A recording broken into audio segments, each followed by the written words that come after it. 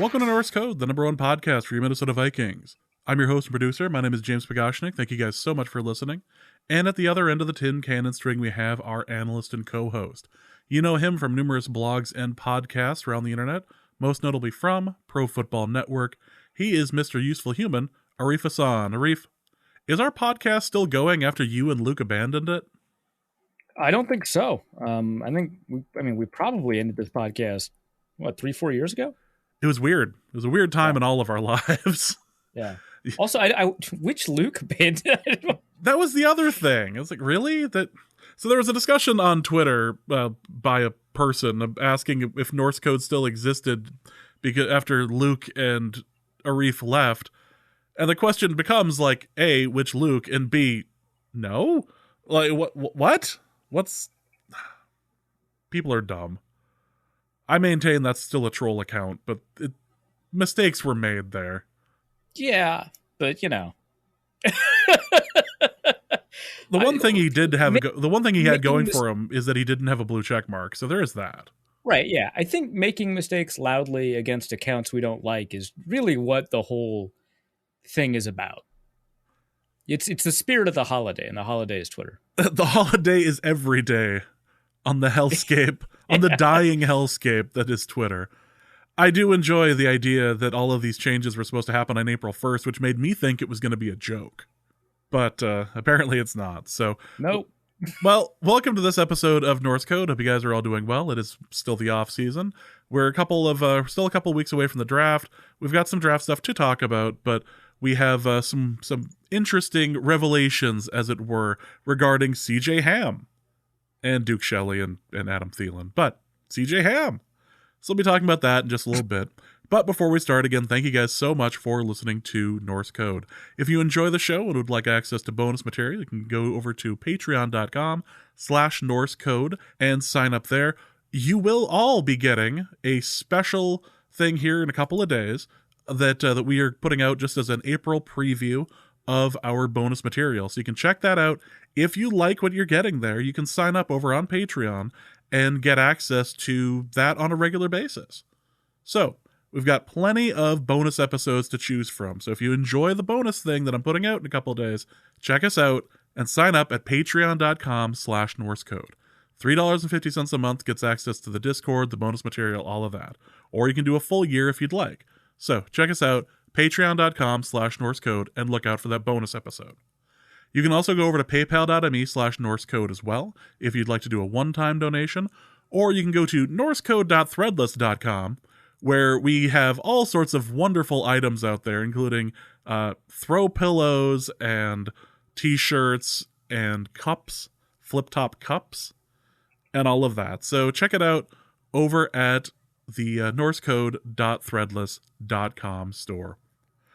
All of that aside, let's get into the episode. I have a feeling this is going to be a shorter episode.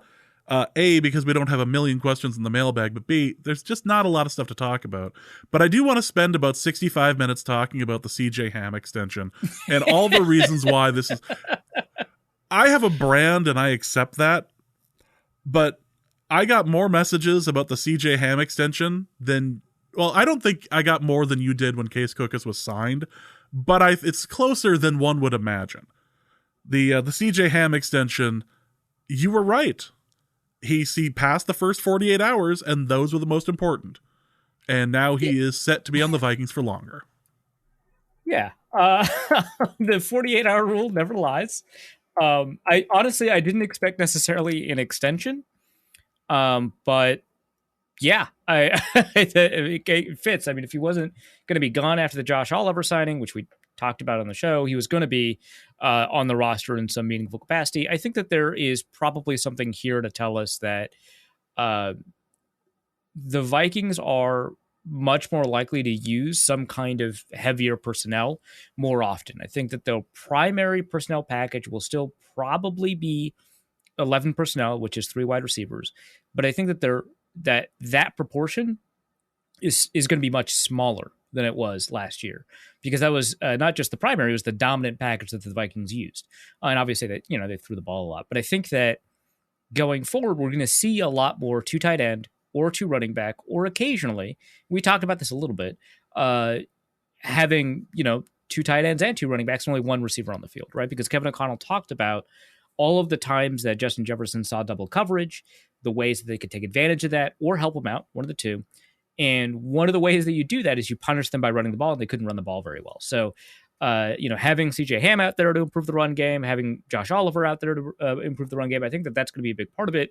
But also all of the things that you can build off of that, whether that is, putting all of those players on the field and then trusting their capability as pass catchers to check out of your run formation, split somebody like, TJ Hawkinson out wide, put Josh Oliver in the slot, put CJ Ham up in line, make sure that you've got, 4 or 5 eligible pass catchers that can really threaten their run defending package. And, like we've seen a lot of instances, like obviously we've seen like nickel defenses or like the base defense in the NFL now. That's like, it's not even interesting to point it out. But the thing that means, and the college pool that they're drawing from, means that those third linebackers are now less talented.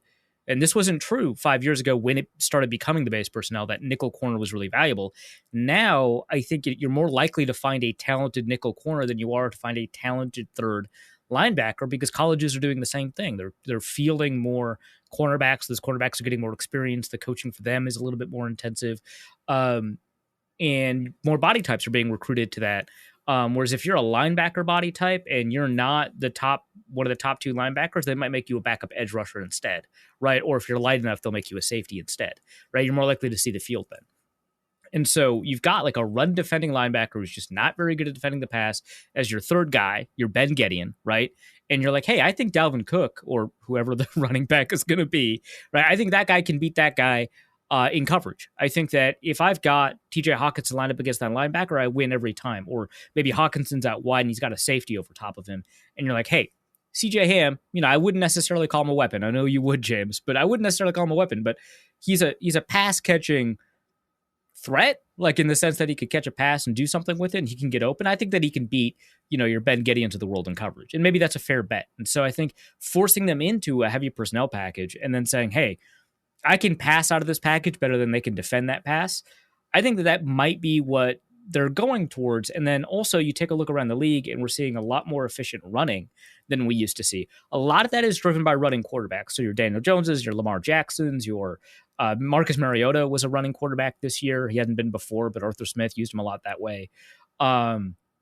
You see all of those. Jalen Hurts, obviously. You see how all of them enable the running game to be efficient, right? But you take those out, you still find, if you take out your Justin Fields, you still find that there are effective running games without running quarterbacks. Like San Francisco's a pretty good example of that. And because we're seeing lighter boxes, less talented linebackers, all of those things, they might anticipate that this could be an area where they could gain an advantage, be more efficient than they were before, not just more efficient than they were before, but also, have an answer to whatever the league tries to throw at them. Because I think this is less about, hey, we really had some plans in place and they couldn't come to fruition because we didn't have the talent. And I think it's more about seeing the direction the league is going in and trying to take advantage of that direction. So that's what I think like the CJ Ham stuff does. Obviously that relates to the Josh Oliver stuff, but having both on the roster, I think, is pretty meaningful because, the thing I said on the Minnesota Football Party about Duke Shelley, which we can get into in just a second, is, the reason that you wouldn't pay someone like Duke Shelley $1.5 million above the veteran minimum, basically, which means you don't qualify for the veteran minimum cap benefit, get it like a nice discount if you, offer someone the veteran minimum. The reason you wouldn't do that is because you're not confident that person is going to see the field. Not necessarily because they're not talented, although that would obviously be a contributing factor, but because, you're going to replace your outside corner with somebody. If it's not Andrew Booth, it's going to be Byron Murphy and maybe your draft pick, right? And then you've got, Byron Murphy's going to move to the inside, Andrew Booth is going to be outside, or you've got, someone else, right? And so he's going to be your 4th or 5th cornerback. You're going to put CJ Ham on the field. You control that, right? And so that's why you pay him $3 million or whatever, and you don't pay Duke Shelley $1.5 million. Which again, if they offered him the veteran minimum, the cap charge is like $860,000 or something like that. So the difference is between $1.5 million or half that in terms of the cap charge. And so that was the decision that they made, is that are we going to pay another $750,000 in cap space or something along those lines for somebody that isn't going to see the field that much, that we don't think is a true special teamer, whatever, where CJ Ham is not just going to see the field a lot, he's also a critical special teams player. I mean, he's a captain in the special teams unit. He's on every special teams unit except for, I think, field goal. So yeah, I think those are all kind of related to all of that. There's not much to add to the Ham extension story. There you go. I mean, I'm thrilled that it's happening, but that's for, I suppose, selfish reasons. I enjoy having a jersey of somebody who's not, off the team. And that is kind of a rarity as far as anything that I end up buying, but it is odd that he got an extension when he didn't see the field almost at all last year. He was only in for like a handful of snaps. This wasn't like the year before where he was used as a weapon in down the field passes, which didn't make any sense, but he was catching some of them. So, good on him. That play against the Ravens was hilarious. Oh, it was incredible. Like one of the best of his career. But I think that this tells us they are more likely to put him on the field going forward. I think that's what, and if it doesn't happen, I think it's not a very good contract. Again, I obviously disagree with you on that. But I think that if they keep the snap count the same, I think it would be a poor move to have extended him. And so I think that they are likely, and again, he has a special teams role, but I think that this likely means that they have plans to play him a little bit more often than they did. And I look forward to seeing Captain Ham out there again. Again, it seemed odd that he was going to be given an extension given the fact that he wasn't really doing anything last year, but I'm certainly not complaining. He's obviously a great personality to, it seems really overly positive and people seem to really like him. You don't get made a captain of a team and not be somebody in that sort of role. So right. Yeah. Good for CJ Ham. He looks really happy with the, with what's going on. If he was going to sign with like Green Bay as like a spite thing, I wouldn't have enjoyed that. Yeah. It would have been like a Thielen signing there. That's like, really? That's what you're doing? But for some reason, and I like Adam Thielen a lot. So this is not about disliking. I actually do like Adam Thielen a lot. For some reason, I would be less mad at Adam Thielen going to Green Bay than like CJ Ham, because even though both of them like quintessential Minnesotan, never left the state in terms of their football career, Thielen, and again, they're both quintessentially Minnesotan, but Thielen feels less us. And not like I don't identify with him, not like a moral, but he's like the league's in a sense. Like he's the Minnesota has produced this player for the league, right? Whereas Minnesota produced CJ Ham for the Vikings, right? And so it would bother me more if CJ Ham was on the Packers than Adam Thielen, which is not to say it wouldn't bother me at all. It would, but it just feels like that Thielen and Ham just have like two completely different essences as far as like their nature or purpose as football players. There you go. Yeah, it would be peculiar. Like, why should they have a fun fullback again? Right. Yeah, exactly. Like if Jim Kleinsasser signed with the Packers, like everyone would throw a fit, right? Yeah. It wouldn't have made any sense. People would have. I'm not saying riding in the street. I am saying a guy with a placard. Yeah, right. Yeah, right. Exactly. I don't know. The CJ Ham reappearance does seem to imply that he'll end up being used more next year. Are you going to recycle your article from last year about the rise of CJ Ham in the offense? And because it's very possible that it might actually happen this year. Yeah, just like a year later. Yeah, I wish, right? Like, but I don't own the IP. I suppose. The Athletic just owns that one, right? Like, can I just get permission to reprint that here? As it turns out, time is a flat circle. Well, so obviously the Ham extension was big news in our area, but we can talk about some restructures. The first thing we should talk about is what's going on with Kirk Cousins, because there's been some reporting about potentially wanting to do an extension and being a little bit cheaper. There is there appears to be a void year added on to the Cousins contract now, or two, and all this. So let's talk about the Kirk Cousins situation as far as the Vikings are concerned. Yeah, so the Vikings added two, so they converted a lot of his salary or roster bonus or whatever. They converted a lot of the money that he is expected to receive this year in some form or the other into a signing bonus, and then they added two more void years onto his deal. And so I believe it was 16 in signing bonus or something like that. Taking a quick look. Gosh, they don't have it. Okay, whatever it is. They added $4 million a year in signing bonus money, essentially. And in doing so, they reduced his cap number to $20.3 million this year, right? So it must have been a $20 million signing bonus or something like that. And so because of that, and his cap number was like going to be above 40 if they didn't do that. So because of that, you know, he has a low cap this year. His salary obviously is fully guaranteed this year. It's $10 million.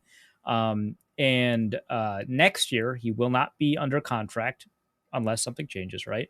He will not be under contract, but he will take up $28.5 million in Vikings cap space. That's just the way that these void years work, because it's as if you cut a guy. Any prorated bonus accelerates into the year that you cut the player, and the void automatically cuts him. So that's like the trick with these void years, but you have to pay the piper eventually. So if they don't extend him, and I doubt that they will, because, and we'll talk about that in just half a second, he'll take up $28.5 million, which means that the Vikings are prepared to have a quarterback on the roster in 2024 that is going to take up less than a quarterback typically would. That might actually still be Kirk Cousins, right? If the Vikings and Kirk Cousins both play very well this year, make it to the NFC Championship game, or even a Super Bowl, I don't know, then you probably extend him, and then you don't have to deal with this void stuff because you're not cutting a guy, right? You extend him before the void goes into effect. You're not cutting a guy, and now you don't have to worry about the cap accelerating. Now he only has a $10.25 million prorated signing bonus that you have to account for. And so you could sign him to a deal that gives him very little base salary this year, but it guarantees him for the next couple of years. Maybe that's all in the cards. But the reason that seems pretty unlikely is because of a report coming from Access Vikings, which is the Star Tribune podcast.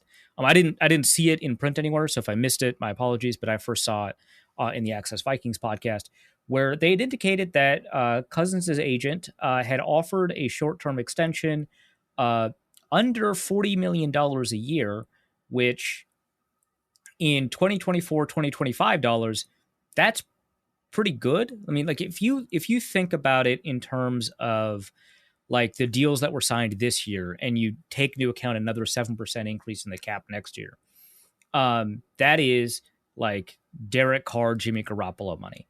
And we have a bunch of people on Twitter, including us on this podcast, have made jokes that Jimmy Garoppolo and Derek Carr and Kirk Cousins are some flavor of the same quarterback. But I do think Cousins is a bit better than those guys. And so getting them at their cap number, but actually 7% less because you have to account for the cap increase or whatever the cap increase is going to be, that's actually not a bad deal, like in a vacuum. Obviously I'm not like the biggest Cousins supporter in the world, right? I don't think that shocks anybody. But to get him below the Daniel Jones money deal, that's not bad, right? So and the Vikings evidently turned that down, unless I listened to the reporting incorrectly on Access Vikings. I encourage you to like listen to it for yourself, so I didn't screw anything up, or I'm misunderstanding some element of it. But it sounded like that's what happened, and so that seems to me, right? Because I don't think you're going to get a better deal for Kirk Cousins, right? If he plays well enough to have earned an extension from the Vikings, he'll cost way more than 40, right? Again, you have to account for the cap constantly increasing. So not getting that, I think, means that they're preparing to move on from him. I don't know what that means. I have no idea, right? That could mean next year, right? Lamar Jackson's if Lamar Jackson signs the franchise tag and doesn't sign the deal offered to him by the Ravens, right? He'll be on the market next year again. And the Ravens could tag him again. That's a lot more expensive. And they might do the exclusive tag, right? And this actually happened to Kirk Cousins, of all people. He was on the non-exclusive tag with Washington, and then he was put on the exclusive tag. And that's pretty expensive. And it happening to a better quarterback than Kirk Cousins would not be unheard of, right? But it is possible, right? Lamar Jackson has already indicated that he wants a trade, so it could be the case that the Vikings, not this year, and we'll, again, talk about the Lamar Jackson stuff, but next year somehow acquire Lamar Jackson. That could be the case. Or they could draft a quarterback this year. I think there's a lot of difficulty with that unless the draft falls in a different way than we expect. I think there's some, pretty good chance of that. We'll talk about that in a second too. Or they could just draft a quarterback next year. Now, that doesn't seem very crazy. That doesn't seem very Adolfo Mensa of him. To wait until you absolutely need a quarterback and draft a guy, especially because you don't know where you're picking or how good the draft class at quarterback is going to be. You can't take a look at Caleb Williams and say, yeah, that guy's going to be the first overall pick and we'll be able to pick him, right? Both of those things need to come true and neither of them might be able to be true, right? And so, not knowing how the quarterback class is going to play out the next year and not knowing where you're going to pick next year makes it really difficult for that to be the plan next year, especially because you're playing with a quarterback that you consider to be a little bit better than a starting quality quarterback that's going to win you games in the NFL, much better than the bottom half. Plus, you made all these moves on defense in anticipation of getting better. So it feels like that's probably not the move. So that would mean drafting a quarterback this year. Now that's probably difficult, right? Because the Vikings picked 23rd. They don't have the most draft capital in the world to move up. They don't have multiple second-round picks to pair with that first. They don't have another first-round pick. And so you would have to anticipate that quarterbacks fall because there's no way you're trading up with the Bears at 9, especially with the Bears, right? An in-division team, right? To draft Will Levis. And it's not even just a thing about Will Levis. If I'm being honest, I don't super love his evaluation, but I get it. But I haven't done enough studying these quarterbacks to be confident in them. And I've had enough years of studying quarterbacks that I'm confident in to say I can't be confident about quarterbacks, right? So there's nothing that I can say that would make me say that Will Levis is obviously a bad pick. But I suspect it's not a great pick. Either way, I don't think they've got the draft capital to trade up in division for a quarterback, much less just generally, for a quarterback at 9. Or I guess up to 9 and then much less in division, I guess, the way the phraseology should actually work. But I don't think that they'd be able to do that, which means that they have to anticipate a quarterback falls or they're comfortable drafting someone like Hendon Hooker, which, again, haven't done enough study of these guys, but I am pretty skeptical of Hooker. And so I wouldn't love that, especially as a first-round pick. So it could be the case that it's like last year's draft where these quarterbacks fall a lot more than we think. Maybe not quite as dramatic, right? Because one quarterback got picked in the first round, and a lot of people were talking about 4 different quarterbacks, just like this year, where it was Kenny Pickett and Desmond Ridder and Sam Corral and Sam Howell, Matt Corral. That's it. Yeah, Corral, whatever. And a lot of these guys expected 3 or all 4 of those players to be drafted in the first round. Well, one got drafted in the first round, not in the one I would have expected the least, actually, and not loving what he's put together. I know Pittsburgh fans are very, optimistic about him. Fine. One got drafted in the 3rd round. That's Desmond Ridder, right? And then 2 more got drafted in the 5th round. It could be like that, or it could be like 2013, where there's only one quarterback, EJ Manuel. A bunch of quarterbacks got drafted in the 2nd round. It could even be like 2018, right, where Lamar Jackson fell all the way to 32. A bunch of quarterbacks in that draft class. A bunch went near the top, right? But, you had a quarterback fall. And it could be the case that, everyone's really excited about Anthony Richardson now, but, a month from now when the draft happens, he might fall all the way to 28 or something like that, or 23, right? And so they could be anticipating that. And if he fell to 23 and the Vikings drafted him, I think that would be a spectacular move, right? But the Vikings are probably reading the board better than, us on the outside. But for all of its flaws, the consensus board is generally correct. I just identified a couple of cases where they're generally not correct, but they're correct much more often than not. And so it would be tough unless you absolutely anticipate one of those 4 quarterbacks falling well past someone like Tampa Bay, well past someone like Atlanta, well past, well, I guess Carolina is now at number one, right? But like the fact that this quarterback class is so interesting, you've got 3 quarterback teams at the top, right? You've got Carolina, you've got Indianapolis, you've got Houston, right? And now you've got a bunch of other teams that you could justify picking a quarterback in the same way that it could be Kirk Cousins, right? Like the Seattle Seahawks. Or you could get a quarterback that, wouldn't need to be justified in the same way, like Atlanta. Like that's a 3rd round quarterback that they're considering starting. That's pretty weird. The Washington Commanders, right? They say right now that they're confident in Sam Howell, but the Arizona Cardinals said that they were confident in Josh Rosen, right? So, I don't know. Plus, by that time, the Washington Commanders will have a new owner. So, like, what? Like, who cares what the Commanders say right now, right? The new owner, right? So, who knows? So, I don't know. It seems very likely that 3 quarterbacks will go in the top 5 at least. So, I don't know that you can trust that. So, I don't know what the Vikings' plans are. It very much seems like they want to move on from Kirk Cousins at quarterback, but I don't know what the mechanism for that is.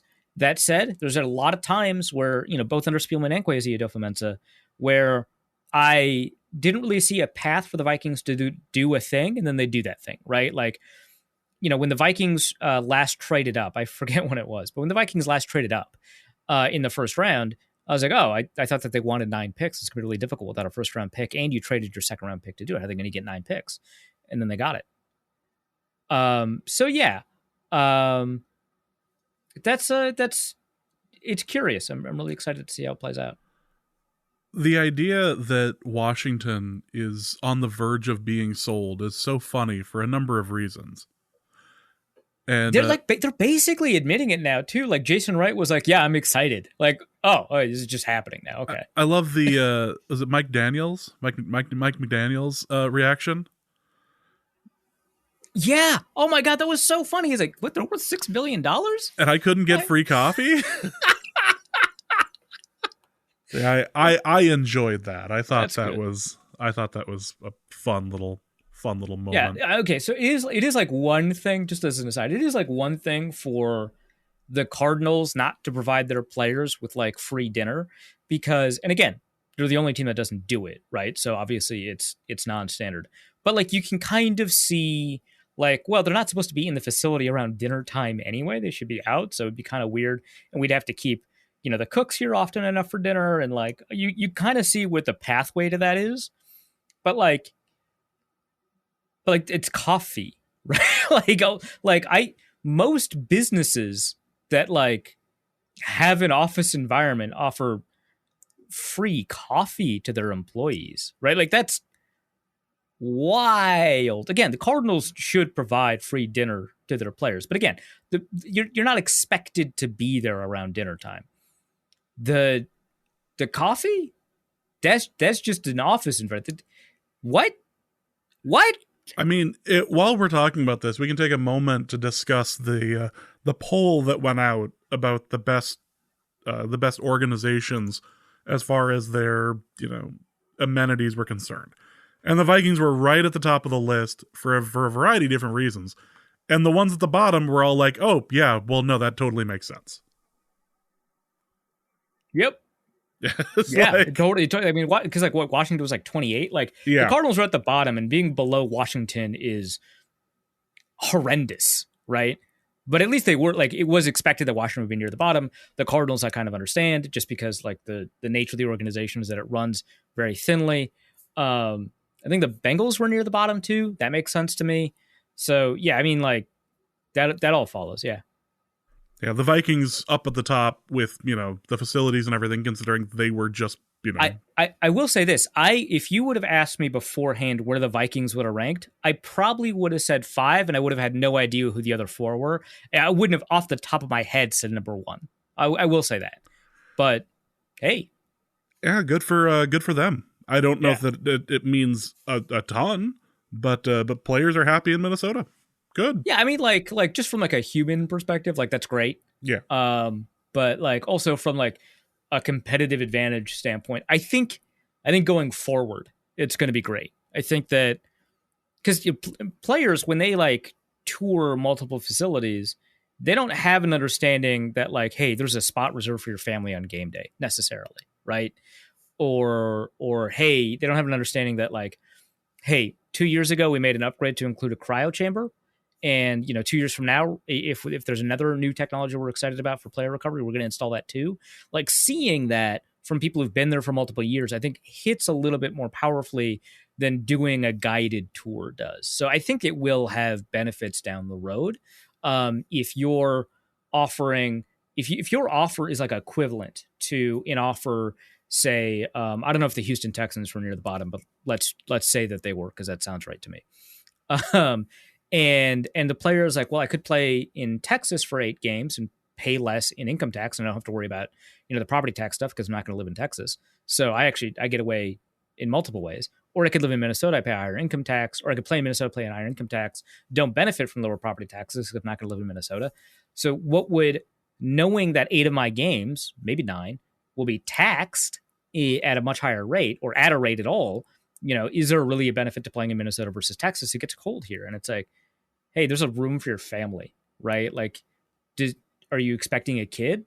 Well, now your wife doesn't have to breastfeed in front of everybody. There's going to be a breastfeeding station, right? Hey, our players just get injured less. The gym, that floor, completely flat. You're not going to trip over anything. It's like, oh yeah, okay. I think that'll push you back in that other direction, right? So I think that's good. Yeah, as it turns out that there are things there that are absolutely worth it. Well, let's talk about Adam Thielen. And there was a rumor that he was taking a look at Carolina, and that has come to fruition. He signed with Carolina. Does he look to be their number 1 receiver, or is he going to be number 2? Like, how's that going to shake out? I don't know what Carolina's going to do to. So they do have a second-round pick, so they could add a receiver. But the problem is, unless a receiver falls, like Jordan Addison could fall, right? Unless a receiver falls in the draft, the receivers that generally look to be available there, like your Zay Flowers, your Jalen Hyatt's, your Xavier Hutchinson's, whoever, they all look to be like complementary receivers, right? Like if you get Josh Downs out there, like great, he's got a lot of yards after catch capability. He's extremely fast. He seems like a complementary guy. He seems like a slot guy. Now Thielen obviously is quote unquote a slot guy. But he plays on the outside with a fair degree of regularity, and he knows how to play on the outside really well. To me, it's probably Adam Thielen, DJ Chark, whoever they draft in the second round. That to me is the likelihood. And then you go from a receiver core that was not that great, right? Because you just traded away DJ Moore, to a receiver core that is more than functional. Not the best in the NFL, but you pair Adam Thielen with DJ Chark, you add Terrace Marshall. I guess Terrace Marshall is already there, but like hypothetically, you add Terrace Marshall and Xavier Hutchinson, right? You put all of those 4 players together, you've got a pretty decent receiving core. I think that you're in a good spot. So I think that's it. With Thielen specifically, right now he seems like the number 1. Given the prospects for who the Carolina Panthers could draft, I think he's the number 1. But I mean, I don't love at least he's been a number 1, right? Like that's nice. Like Terrace Marshall has never been a number 1. I guess Jalen Hyatt technically has been a number 1, but that's not his expected role. So he might be able to carry that role. I don't know if he's going to break 900 yards in that scenario, but again, we assume that they'll be drafting a quarterback, but yeah, I don't know. There's a lot of questions as far as the Panthers are concerned, but he wanted to be a part of it and has said that he thinks that this is the way to the Super Bowl. So yeah, no, that's what he said. So yeah, that's. And finally, the biggest surprise this week was Duke Shelley signing with the Raiders. And there was a lot of discussion about why the Vikings hadn't picked him up. He seemed like the one corner that was doing well if you had to have him run. Patrick Peterson was doing well if you didn't have to have him run. But Duke Shelley was out there covering. And it looked like we were going to be able to get him for fairly cheap. In the end, he signed with the Raiders, and the Vikings did not offer more money. What happened? Like I said, I think that the Vikings don't anticipate him playing a lot of snaps, but I think on top of that, you have to take into account all of like the ways that you can evaluate a player, right? Because he played really well last year. He played better than anyone else, right? He played better than Patrick Peterson, which is good in any year, right? Like even though Peterson is not who he was, like he gets to claim that, right? Like that's good, right? Um, I would say that what they're looking at is a very small game sample of the position that he played in college, but not the position that a lot of people projected him in the NFL, where he did not do well for the Bears. But that they know that there's going to be a pretty consistent mismatch problem, right? Like if you're constantly up against 6'2", 6'3" receivers, if you're constantly up against receivers that run a 4-3, I mean, he's just not going to be a good matchup fit. And then you take into account the fact that the Vikings are going to play a lot less zone. They're going to play a lot more man. He's given his size, the individual matchups are going to matter a little bit more. And then you take into account the small sample of games, which I don't know if he started like 5 games or something like that, but that's not enough for you to say that that guy is good enough to be a starter. Now, I know that the contract that he was offered eventually that he ended up taking is not a starting contract, but you're getting to the point where you're anticipating him not playing any snaps at all. And so that's the calculation. If we've got when you start paying players over, $1.5 million or $1 million, right? Or especially if they start taking up that kind of cap space, you begin to think that they're very likely to take at least some snaps, right? And if they're not, then it becomes pretty tough to figure out a way to justify it. And that's not always true, especially along the offensive line, right? Your backup guards will make 2-3 million, right? And you don't anticipate they play any snaps. So that's not always true, but you do kind of start budgeting your snaps and your dollars together, and it doesn't quite work out. And so you've got this player that played in a different scheme that seems kind of well suited for that scheme, who has a small sample and does not have a pedigree that you can kind of trust, right? Because if you've got a first round pick and he played and he the first time he hits the field is in response to injury and he plays really well to end the season, you're like, well, there's a reason we drafted him in the first round. We've got some level of trust that he's got a high level of play. You don't necessarily have that with Shelley. And so, yeah, I think that he's a really astounding 5th cornerback to have, probably a pretty good 4th cornerback to have. But, part of your calculation is saying, hey, I know that you can never have too many corners, but you can pay too much for corners. And so I think we're going to find a better system fit somewhere else. I think we're going to find a player that we've got a little bit more reliability. We've seen Vikings players play well in short spurts at the end of the season and then not carry that into the next year. The examples I've brought up before, like Oli Udoh and Alexander Hollins, but like Holton Hill is a really, really good example of that. You can go back to a lot of the linebackers that the Vikings have played, like Gerald Hodges is a really good example of that. In small samples where they take on a bigger role, they seem to play well. And then they don't when they actually have a full-time job, like Eric Wilson is another good example of that. You're not always going to get that. Tajay Sharp played lights out against the Vikings. If the Vikings sign him, he's not that good. So, yeah, I think that those are all kind of playing a part of it.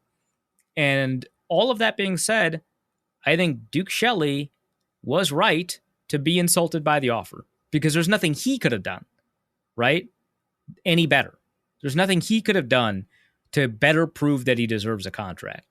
And I'm sure the first time his agent was like, I don't think we're going to expect more than $2 million for you, he was insulted, right? I totally understand that from his perspective. So I'm not saying that like the Vikings, like if I were the Vikings, I would have paid him $1.5 million. So I'm just trying to explain what I think are probably the parameters that they use to offer him whatever they offered him and then not go above it. But that doesn't mean that I don't think he has a good argument. That doesn't mean he shouldn't be insulted because he couldn't have played better and done more to deserve an additional contract. And so you're just in this kind of weird situation. It seems weird. It's unfortunate. He did very well last year, and especially for the fact that he was one of the good stories last year. He was off the Chicago practice squad. And then he went back and played really well against Chicago and a number of other teams. So, yeah. So it is too bad. But there were a couple of signings that we should talk about, including Marcus Davenport, which felt a little bit out of left field. It did. And when the number was announced, I didn't love it. I thought it was an overpay. And I was like, there's not necessarily a lot of room for you to fudge this because it's a 1-year deal. So it's probably around $13 million in cap hit. But of course, this Vikings unit is a lot more aggressive about void years than the Spielman era, which I don't think that that's a criticism necessarily of the Spielman era. There's, not just, it's not only that there's like a push and a pull with those things, you can see it both ways. It's also the void years didn't come into vogue until very recently. And so I anticipate the Spielman, had he remained general manager, which was rumored, by the way, right, when they fired Zimmer, that Spielman was actually going to stay on, that the Vikings would have also used void years pretty aggressively. But here, we know that this front office loves void years. And so they added 2 void years onto his contract. They gave him a pretty high signing bonus. And so, or actually, I guess 1 void year under the contract. They gave him a pretty high signing bonus. And so his cap hit this year's $5.9 million. His cap hit next year's like 6.8 or something along those lines, right? Okay. What ends up happening here is that if he plays well for the Vikings, he will get an extension. And that's going to take care of the dead cap that you would get from the void year. You can spread that out. It is in line with some of the signings that Adolfo Mensa has already made to try and buy the dip, to find players that have fairly high ceilings or that have played well in the NFL, but not necessarily last year. It's not universal, right? Harrison Phillips was not a buy the dip player. Byron Murphy was not a buy the dip player. Technically, Josh Oliver's not, but I think it's kind of the same logic. But Za'Darius Smith was a buy the dip player, right? I think that that's pretty fair to say. Jonathan Bullard was kind of a buy the dip player, and so I think that they wanted to find players that were a little bit undervalued, but had some reason to think about hitting a ceiling much higher than what they played at last year. Jordan Hicks kind of in that role, not really. I think that they expected a floor and a ceiling for him, but he did play pretty well in the past. But I think that that's what Davenport is. He played very poorly last year, and it's not just the fact that he got half a sack last year, right? Like I think, some people, especially on Twitter, I say especially on Twitter, but it's not like I noticed anything on Reddit because I don't really typically visit the Vikings Reddit or the NFL Reddit. I don't know what Vikings Facebook is saying. So I'm just saying versus like in articles, right? But, it seems like from my limited perspective, what the Vikings fan base is saying, there was a lot of focus on that half sack year, which I understandable, but is not the brunt of it, right? Because his pass rush win rate was actually pretty decent. He's winning in the first 2.5 seconds off the snap with some regularity, a little bit more regularity than you'd expect of a guy with only half a sack. Is there like a disconnect there in terms of like how he was able to, win off the snap and why he wasn't able to get sacks? Was it just variance? Variance is like a tough explanation for why there's a huge difference between pass rush win rate and sack rate. Like variance can do a lot, but you are hitting like really tail end probabilities at half a sack. And so there's probably some additional reasons why he wasn't getting more sacks. And that's the reason I was concerned, right? Because you pop on, the tape, right? Or whatever you want to say, to the broadcast footage or the games, right? And you see Marcus Davenport and you think you're watching a defensive tackle. He's slow off the snap. He can't close. He's not doing a very good job of putting pressure on the quarterback or making that pressure meaningful because quarterbacks have the ability to scramble away from him. And that's really surprising given his draft profile, right? It's like, this is a guy that the New Orleans Saints traded an additional first-round pick for. It cost them 2 first-round picks, which eventually turned into Jordan Love, right? They traded an additional first-rounder for this guy because of his extraordinary athletic upside. And this guy looks like a defensive tackle. He's slow. He can't close down on even more limited quarterbacks. So why is that? Well, he showed up to camp at 300 pounds. This is all reporting from John Siegler over at Saints Wire. Or maybe it's not independent reporting. Maybe he's aggregated, but that's where I learned it. And he showed up to camp at 300 pounds. Part of the reason is because he finished 2021 with an injury, so it couldn't work out. Prior to this, he actually had difficulty maintaining his play weight of 280 pounds. That's not unusual. People hear about it a little bit more often with struggling players like Matt Khalil, but this actually happens a lot, right? Jared Allen, for example, had a lot of difficulty maintaining a 260-pound playing weight. So it's not, and he played all right for the Vikings, I think. So it's not unusual, right, for players to have difficulty hitting their official playing weight or the target playing weight as the season wears on. There's a lot of calories. But he would have difficulty showing up to camp at 280. Sometimes he'd show up at 265, 270. And now he's he's at 300 pounds, right? And he needs to lose 20. And it's probably because he's maintaining the same really aggressive diet that allows him to put on weight, but he's not doing the workouts with the same intensity because of the injury. So he's adding a lot of weight, and he is relatively injury prone because of that. And yeah, he's sluggish. And so I think that that's one reason that you see such a high workout bonus for him. I think the workout bonus is something like $1 million, which is pretty unusual. I don't think, there's no other Viking on the roster with $1 million workout bonus. The highest I can see right now is 100,000. So his workout bonus is 10 times that of anybody else. So the Vikings are really hoping that he can show up to camp at the correct playing weight and unlock the potential that he had. Now, the problem is those other years, like where he has like a 9-sack year, right? He actually has a really high sack to pressure ratio. So it's actually really difficult to figure out who this guy is from a production standpoint and whether or not he's going to regress down, because some players with a really high sack to pressure ratio don't, right? Like Chandler Jones is, I think, the quintessential example of a guy whose pressure rate would imply that his sacks would fall, and they never did. But, that is kind of like a, which player are you? Last year, he was double teamed more often than Cameron Jordan was. I think that's important. He had a higher pass rush win rate despite that. That's not expected pass rush win. That's raw pass rush win rate. It was better than Cameron Jordan's last year. And he was doubled a lot more often. So there is a player there that knows how to win off the snap, that has sky-high athletic potential, and could win. And so if he plays well this year, right, and this is what I mean by buying the dip, if he plays well this year, they'll likely extend him. And if they extend him, they don't have to worry about, the void screwing them a lot. They could basically just convert whatever, his next year's salary cap is supposed to be and make that his pay and then just add some years on top of it. You don't have to worry about it. So that is kind of the thinking behind it. I never loved Marcus Davenport coming out of the draft. I thought he had way too much hype coming out of the Senior Bowl. I didn't think he actually did all that well there. I think it was all about his frame and all about the fact that scouts raved about him and less about what he had actually done at UTSA. I don't think he ever lived up to his draft potential. But that's a different question than, is this a good signing? And at 1 year, $13 million, I don't think it's a good signing. At 1 year, $5.9 million, where you're on the hook for like another $7 million next year, okay, yeah, I get it.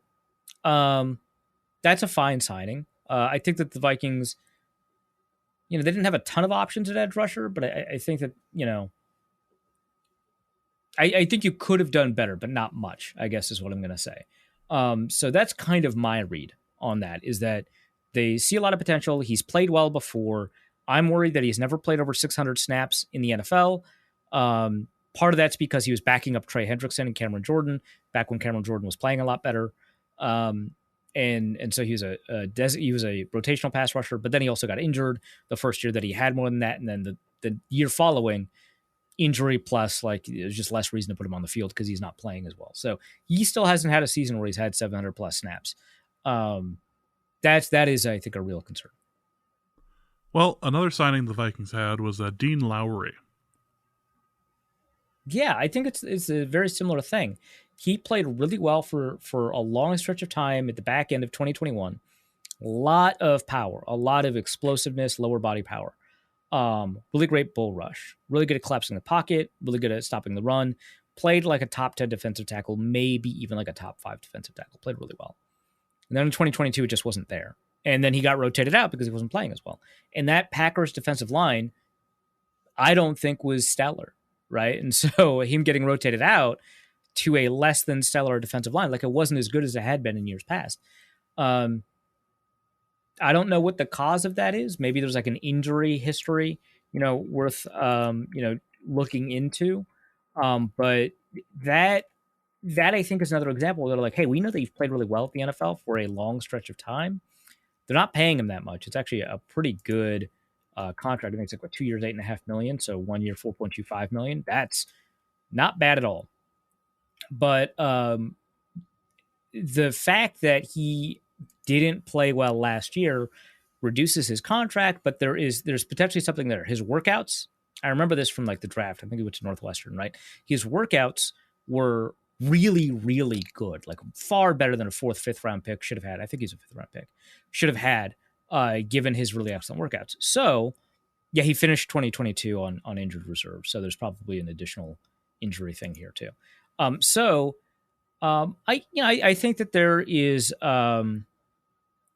there's probably, the Vikings were like, hey, Za'Darius Smith coming off the Packers off of injury, we knew what his ceiling was, and he was actually able to get pretty close to it. He played really well. Dean Lowry may be the same thing, right? And so I think that's the idea there. It allows the Vikings to be a little bit closer to what they envision this defensive front to be under Brian Flores. You're going to have a mix of 3-4 and 4-3. You're going to be a little bit versatile, which is basically what Brian Flores said at the presser, but it's also like kind of his history as a defense coordinator. And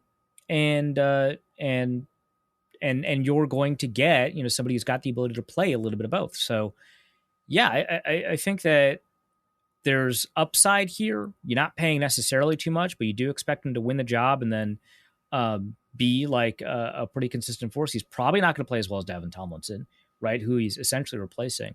But, he offers a little bit more pass rush upside, and he's played better than Dalvin Tomlinson in the past. On average, Dalvin Tomlinson is a better defensive tackle. At their peaks, Dean Lowry is a better defensive tackle. You're probably not going to get it, but you might get something close.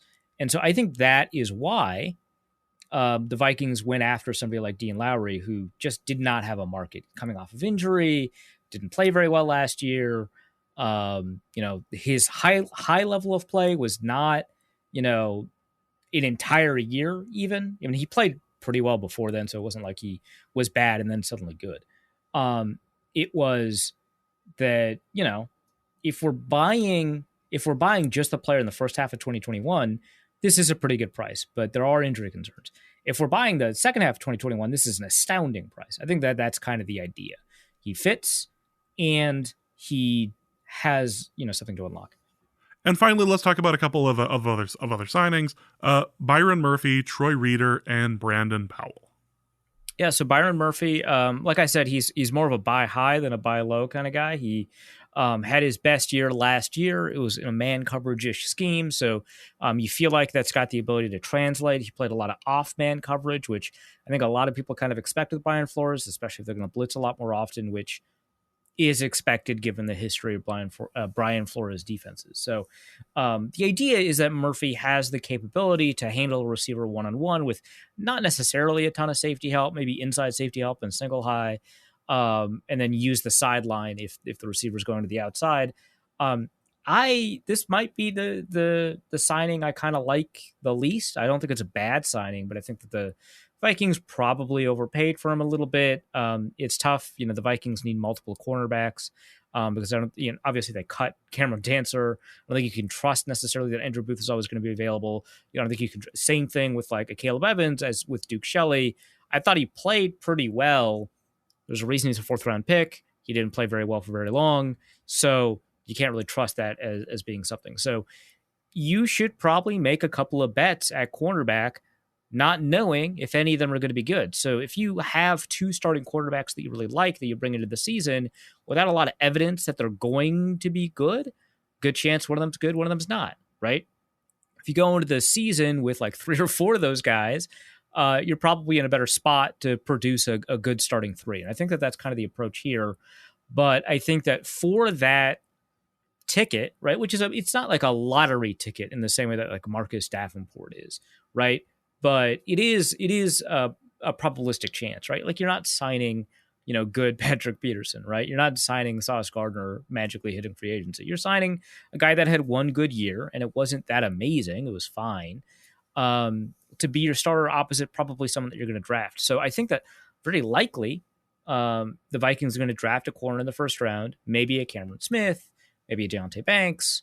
I don't know. But they're going to draft that guy. He's probably going to be quote-unquote cornerback 1. Then you've got Byron Murphy as cornerback 2. And then you've got Andrew Booth somewhere. You've got a Caleb Evans somewhere. Probably a mid or late round draft pick at cornerback. Probably one of your camp bodies somewhere. And then when you go in nickel, Byron Murphy probably kicks inside to be the slot guy. And then on the outside, you've got Andrew Booth, right? Or whoever, right? So I think that that's likely it. And I think that as a cornerback 2, Byron Murphy is a pretty good player to have on your roster. and knowing that you're going to be paying your rookie like a lot less than that, you're in a good spot. It wasn't an egregious overpay. 8.8 million is not bad for a cornerback too over the course of the contract. But the problem is that in 2024 he takes up a $10.3 million cap, right? Because they added 3 void years to the deal, so he's got this nice signing bonus. It brings him a lot of money right away. And so his cap number this year, not bad. It's 2.8 million, phenomenal this year. Next year, 10.3 million is just a little high, I think, given who I expect him to be. And so that's it. It's not. I don't think that they massively overpaid. I don't think that they got over their skis or anything like that. But I don't love it. And I think that there are too many people that are confident he's going to be a good player when I don't think, this guy got nearly drafted in the first round. He was 33rd pick overall, right? I don't think that he's great. I think he's like an average corner. That's a huge upgrade over the Vikings. The Vikings got better with the signing, but I don't know if you'd pay an average corner to be your cornerback 2 at 10 million next year. There's not a ton of liability beyond that. It's a $4 million, accelerated cap hit in a void year in 2025. I don't love that, but that is not like egregious, especially because it's not happening in 2024 when the Vikings have multiple voids kind of hitting all at once. And they might have the Zadarius Smith one hit in 2025, I think. But assuming he's like still on the roster. But it's there's like elements where I just thought the Vikings overpaid a little bit, and that's going to happen in free agency where like you get some deals and steals hopefully, and then sometimes you're not, sometimes you're going to overpay for a guy. The Chargers are a really good example of a team that like massively overpaid, like way more overpaid, and hindsight's 2020.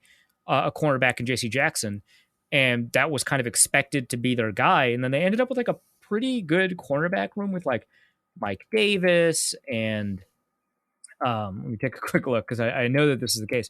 Mike Davis and Asante Samuel Jr., who they drafted in the second round, and J.C. Jackson isn't even starting, right? They've got a nickel in Jasir Taylor, and they might draft a guy this year, so they ended up all right, but I don't think that was like the likelihood, right? I don't think they signed Michael Davis thinking that he was going to start, and he just played really well for them. So, it's not as egregious as that, and you could probably end up with a good cornerback room outside of that. There's just some elements of the deal I don't love, and I think overall the Vikings came away, negative rather than positive on this deal. I think overall the Vikings free agency strategy was generally pretty positive. It feels like if you're going to be this aggressive, you'd be a little bit more aggressive. Maybe Lamar Jackson, right? Like I think if you're going to take some risks on these guys that you think, and I think all 3 of these are risks. All 3 of these guys have like one good year, kind of, right? Like Marcus Davenport maybe 2, but one of those years was rotational.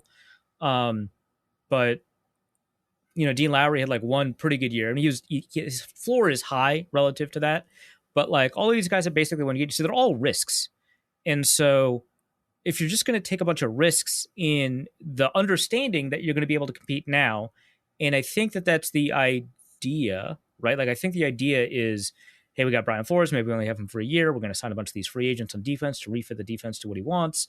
And then Kirk Cousins, we're not going to trade him. We're going to keep him. Yeah, maybe we'll have a long-term plan for him. But the idea is that we're going to make the playoffs and win in the playoffs. If we're going to do that, we need to be a little bit more aggressive than signing these guys. Now, there's 2 other signings. Didn't talk about it a ton. Brandon Powell, to me, he primarily profiles as a punt returner to compete with Jalen Reagor. I don't think anybody was going to be comfortable with the idea that Jalen Reagor was definitely going to be the punt returner. The Vikings got away with a lot with him at punt returner. I think that like the net outcome in terms of like, let's say expected points or yards or whatever was positive, but I think the Vikings got really lucky, right? There's a couple of muffs, a couple of fumbles. The Vikings happened to recover those. And I don't think you can trust that next year. So I don't think you can trust necessarily that Jalen Reagor should be the punt returner. I think that if he competes with Brandon Powell and wins the punt return job, I feel a little bit better about it. But I think that that's it. And I think that it's probably the case that Kenny Nwangwu is going to be the presumed kick returner. Was great his rookie year at it, was all right, had a nice moment the second year with it. But the Vikings seem to really like him a lot at kick returner. Brandon Powell primarily has been a kick returner throughout his career. And I think he'd be the backup kick returner, but I think that they're signing him to be the punt returner. He only was a primary punt returner last year, but he did really well at it. So I think that's the idea. is that he's going to compete there, and I think he's probably going to win that job. Maybe they'll bring in a receiver that has the ability to compete there as well. I don't know. I would like that a little bit, but I don't think that's like huge priority anymore. Which is nice that you don't have that as your priority.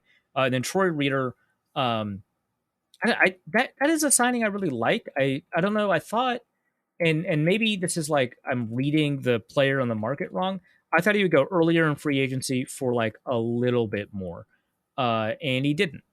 He was like fine, I guess, but like he's probably not going to start. I would hope that there's a competition for him between him and Hicks, and like a linebacker that they drafted in the middle rounds, not like a remarkable group of linebackers or anything like that in this year's draft class. But I thought that he had some really nice moments for the Rams, and then with the Chargers, he just didn't see the field all that much, despite the fact that he was probably better than Kenneth Murray, who he ended up taking over his job, I think.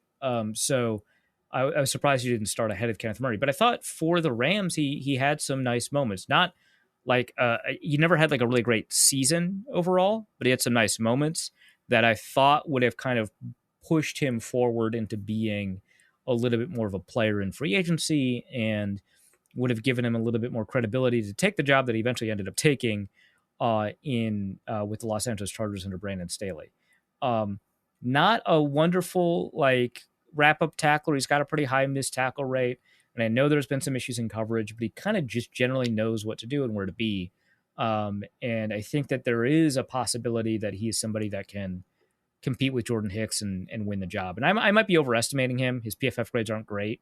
In fact, they're actually pretty bad. But what I saw of him, I actually didn't mind. I thought that was fine within that scheme. Now, the Vikings aren't playing that scheme anymore, right? They're playing the Brian Flores scheme. So I'm kind of interested in what he could do there.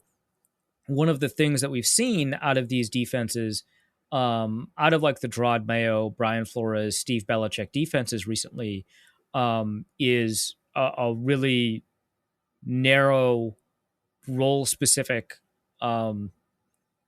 slot for these linebackers where they perform in particular roles with particular jobs. You don't have to worry about it too much. And so maybe that's something that they could do. I mean, he's much bigger than a lot of modern linebackers at 245 pounds.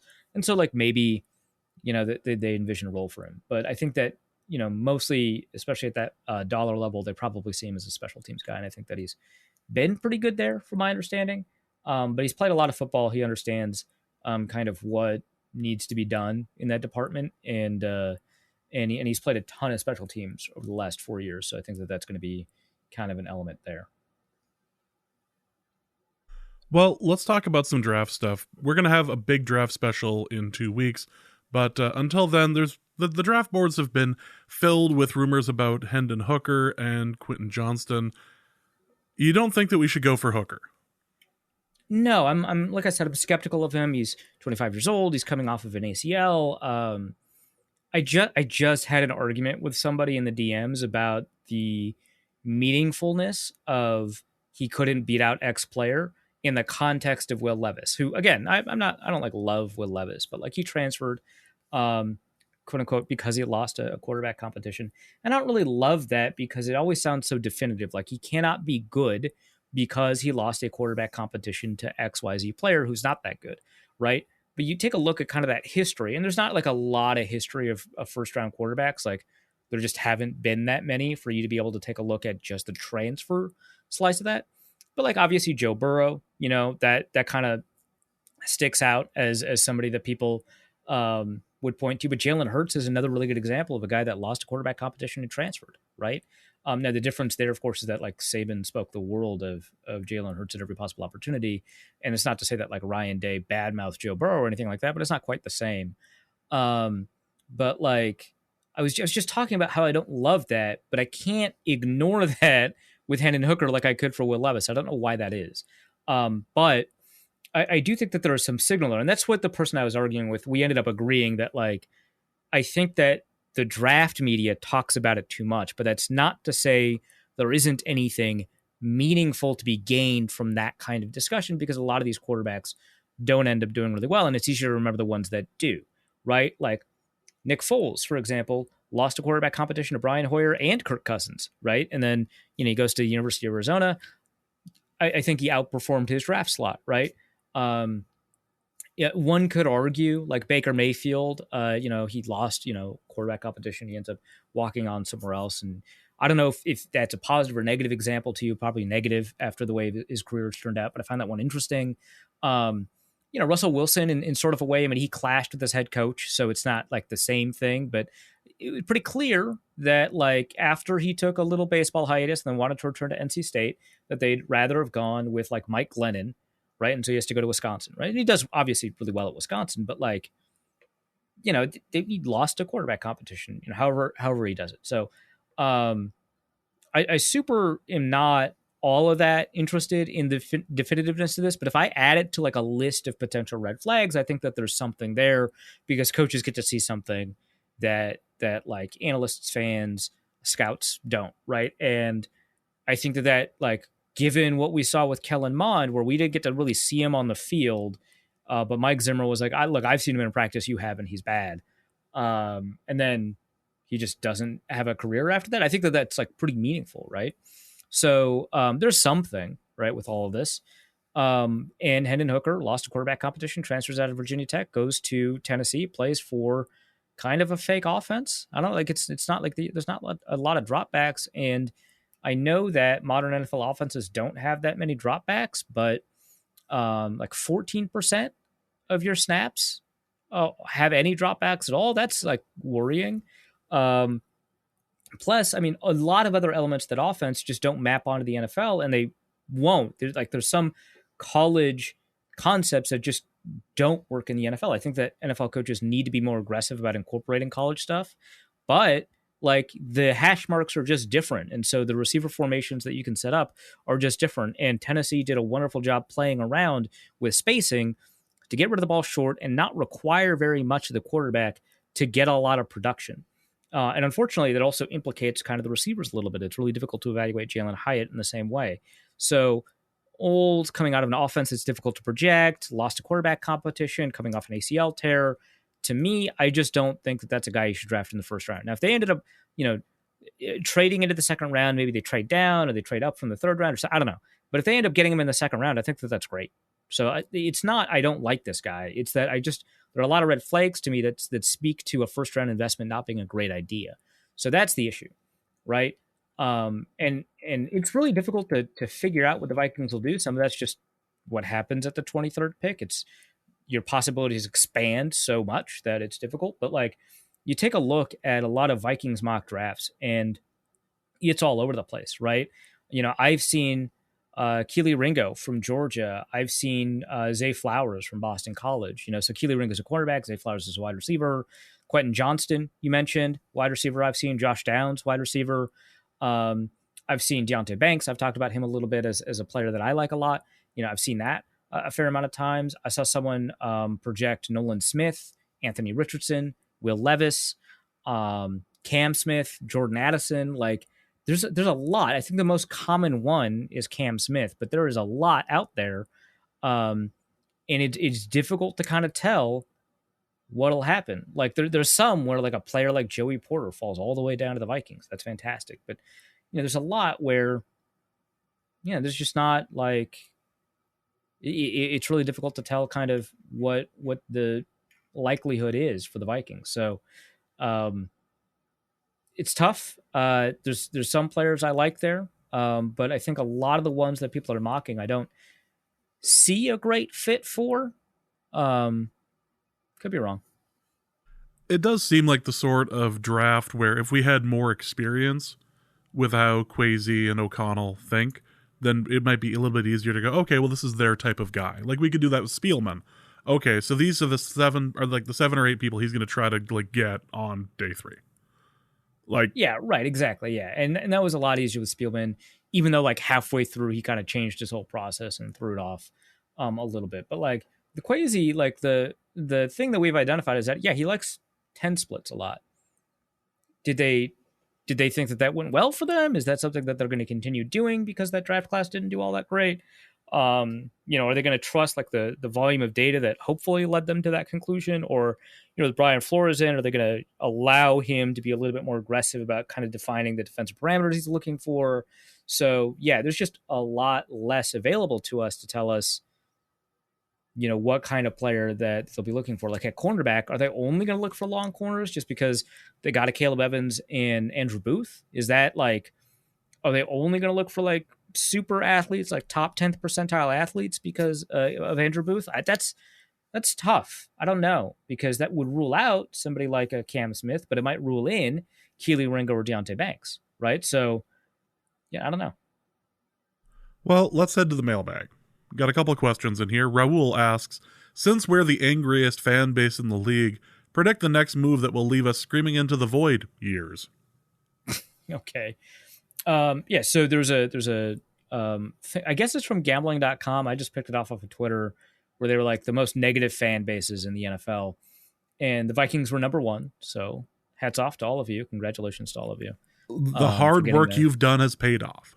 Yeah, no, for sure. I think that, it's difficult work every day to go out there and put negative feelings into the universe, but by God, you all did it.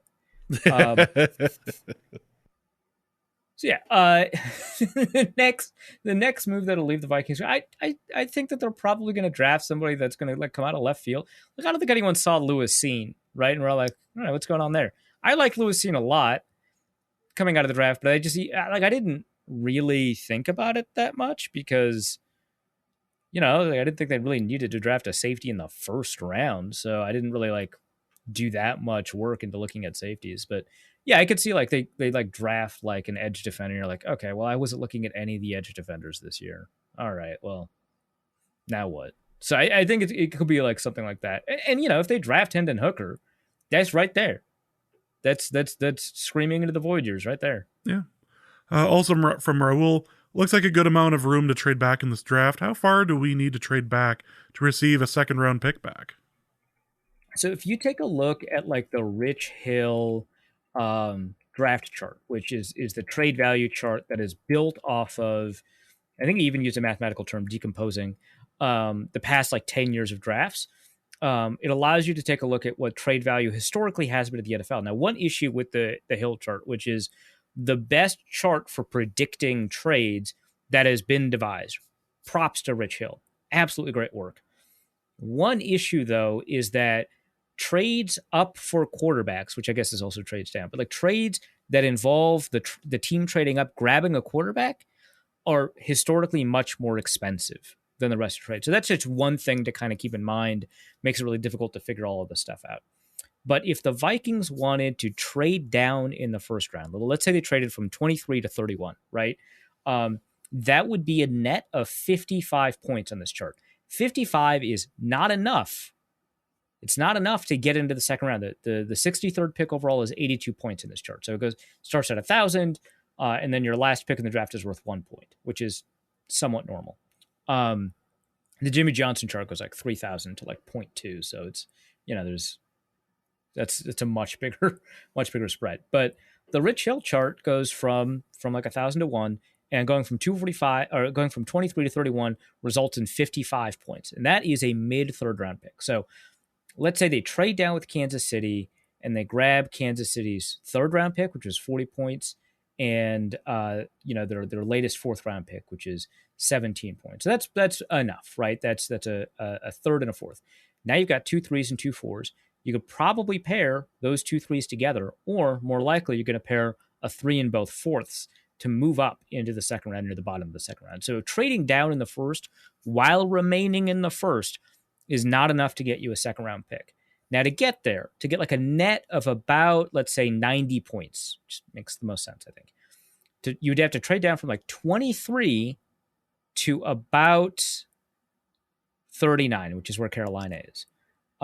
So that would net you in points, not in like Carolina doesn't have another second round pick, right? But in points, another second round pick.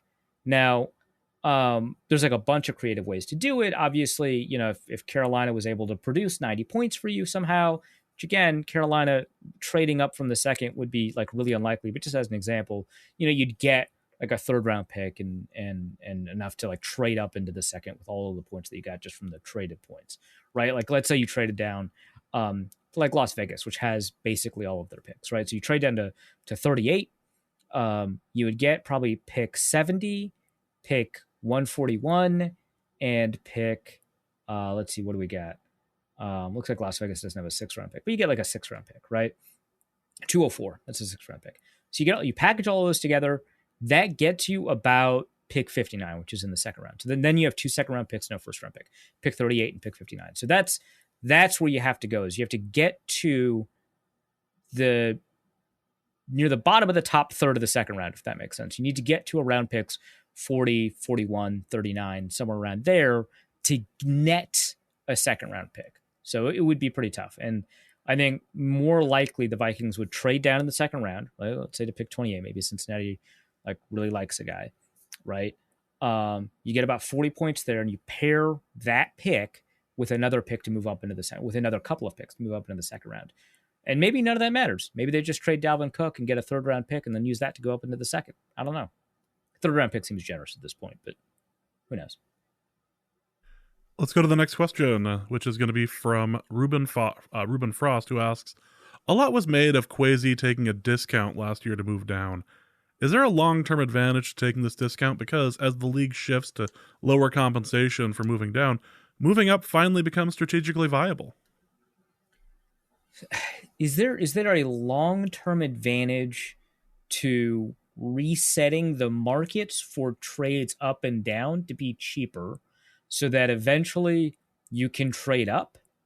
No, I don't think so. Because A, it would have to happen on a long enough time frame for that to kind of happen. B, you'd have to be essentially a market setter or a market leader, and I think patently the Vikings were not when they traded down. The only long-term advantage is if the picks that you trade for over time produce more than the pick that you gave up, which with the Lions pick, it's not looking good for anybody. I mean, the Lions have a little bit more optimism with Jameson Williams because they expected him to be injured, and so they didn't really expect him to play a lot. But, he only has 1 catch, and so we'll kind of see how that turns out. Like Lewis Seen hasn't played, and he got injured. Andrew Booth, which was unexpected, right? Andrew Booth got injured, which was expected, and we didn't get to see him play all that much. So, are we going to get like kind of what we want out of that? I don't know. That's really tough. If Andrew Booth was the guy that traded it, like it's tough to keep track because they also traded out with Green Bay, and Christian Watson at least looks like a little bit more interesting than Jameson Williams, unfortunately. But yeah, I don't think that there is like a long-term market signal change that occurs as a result of the Vikings approach here.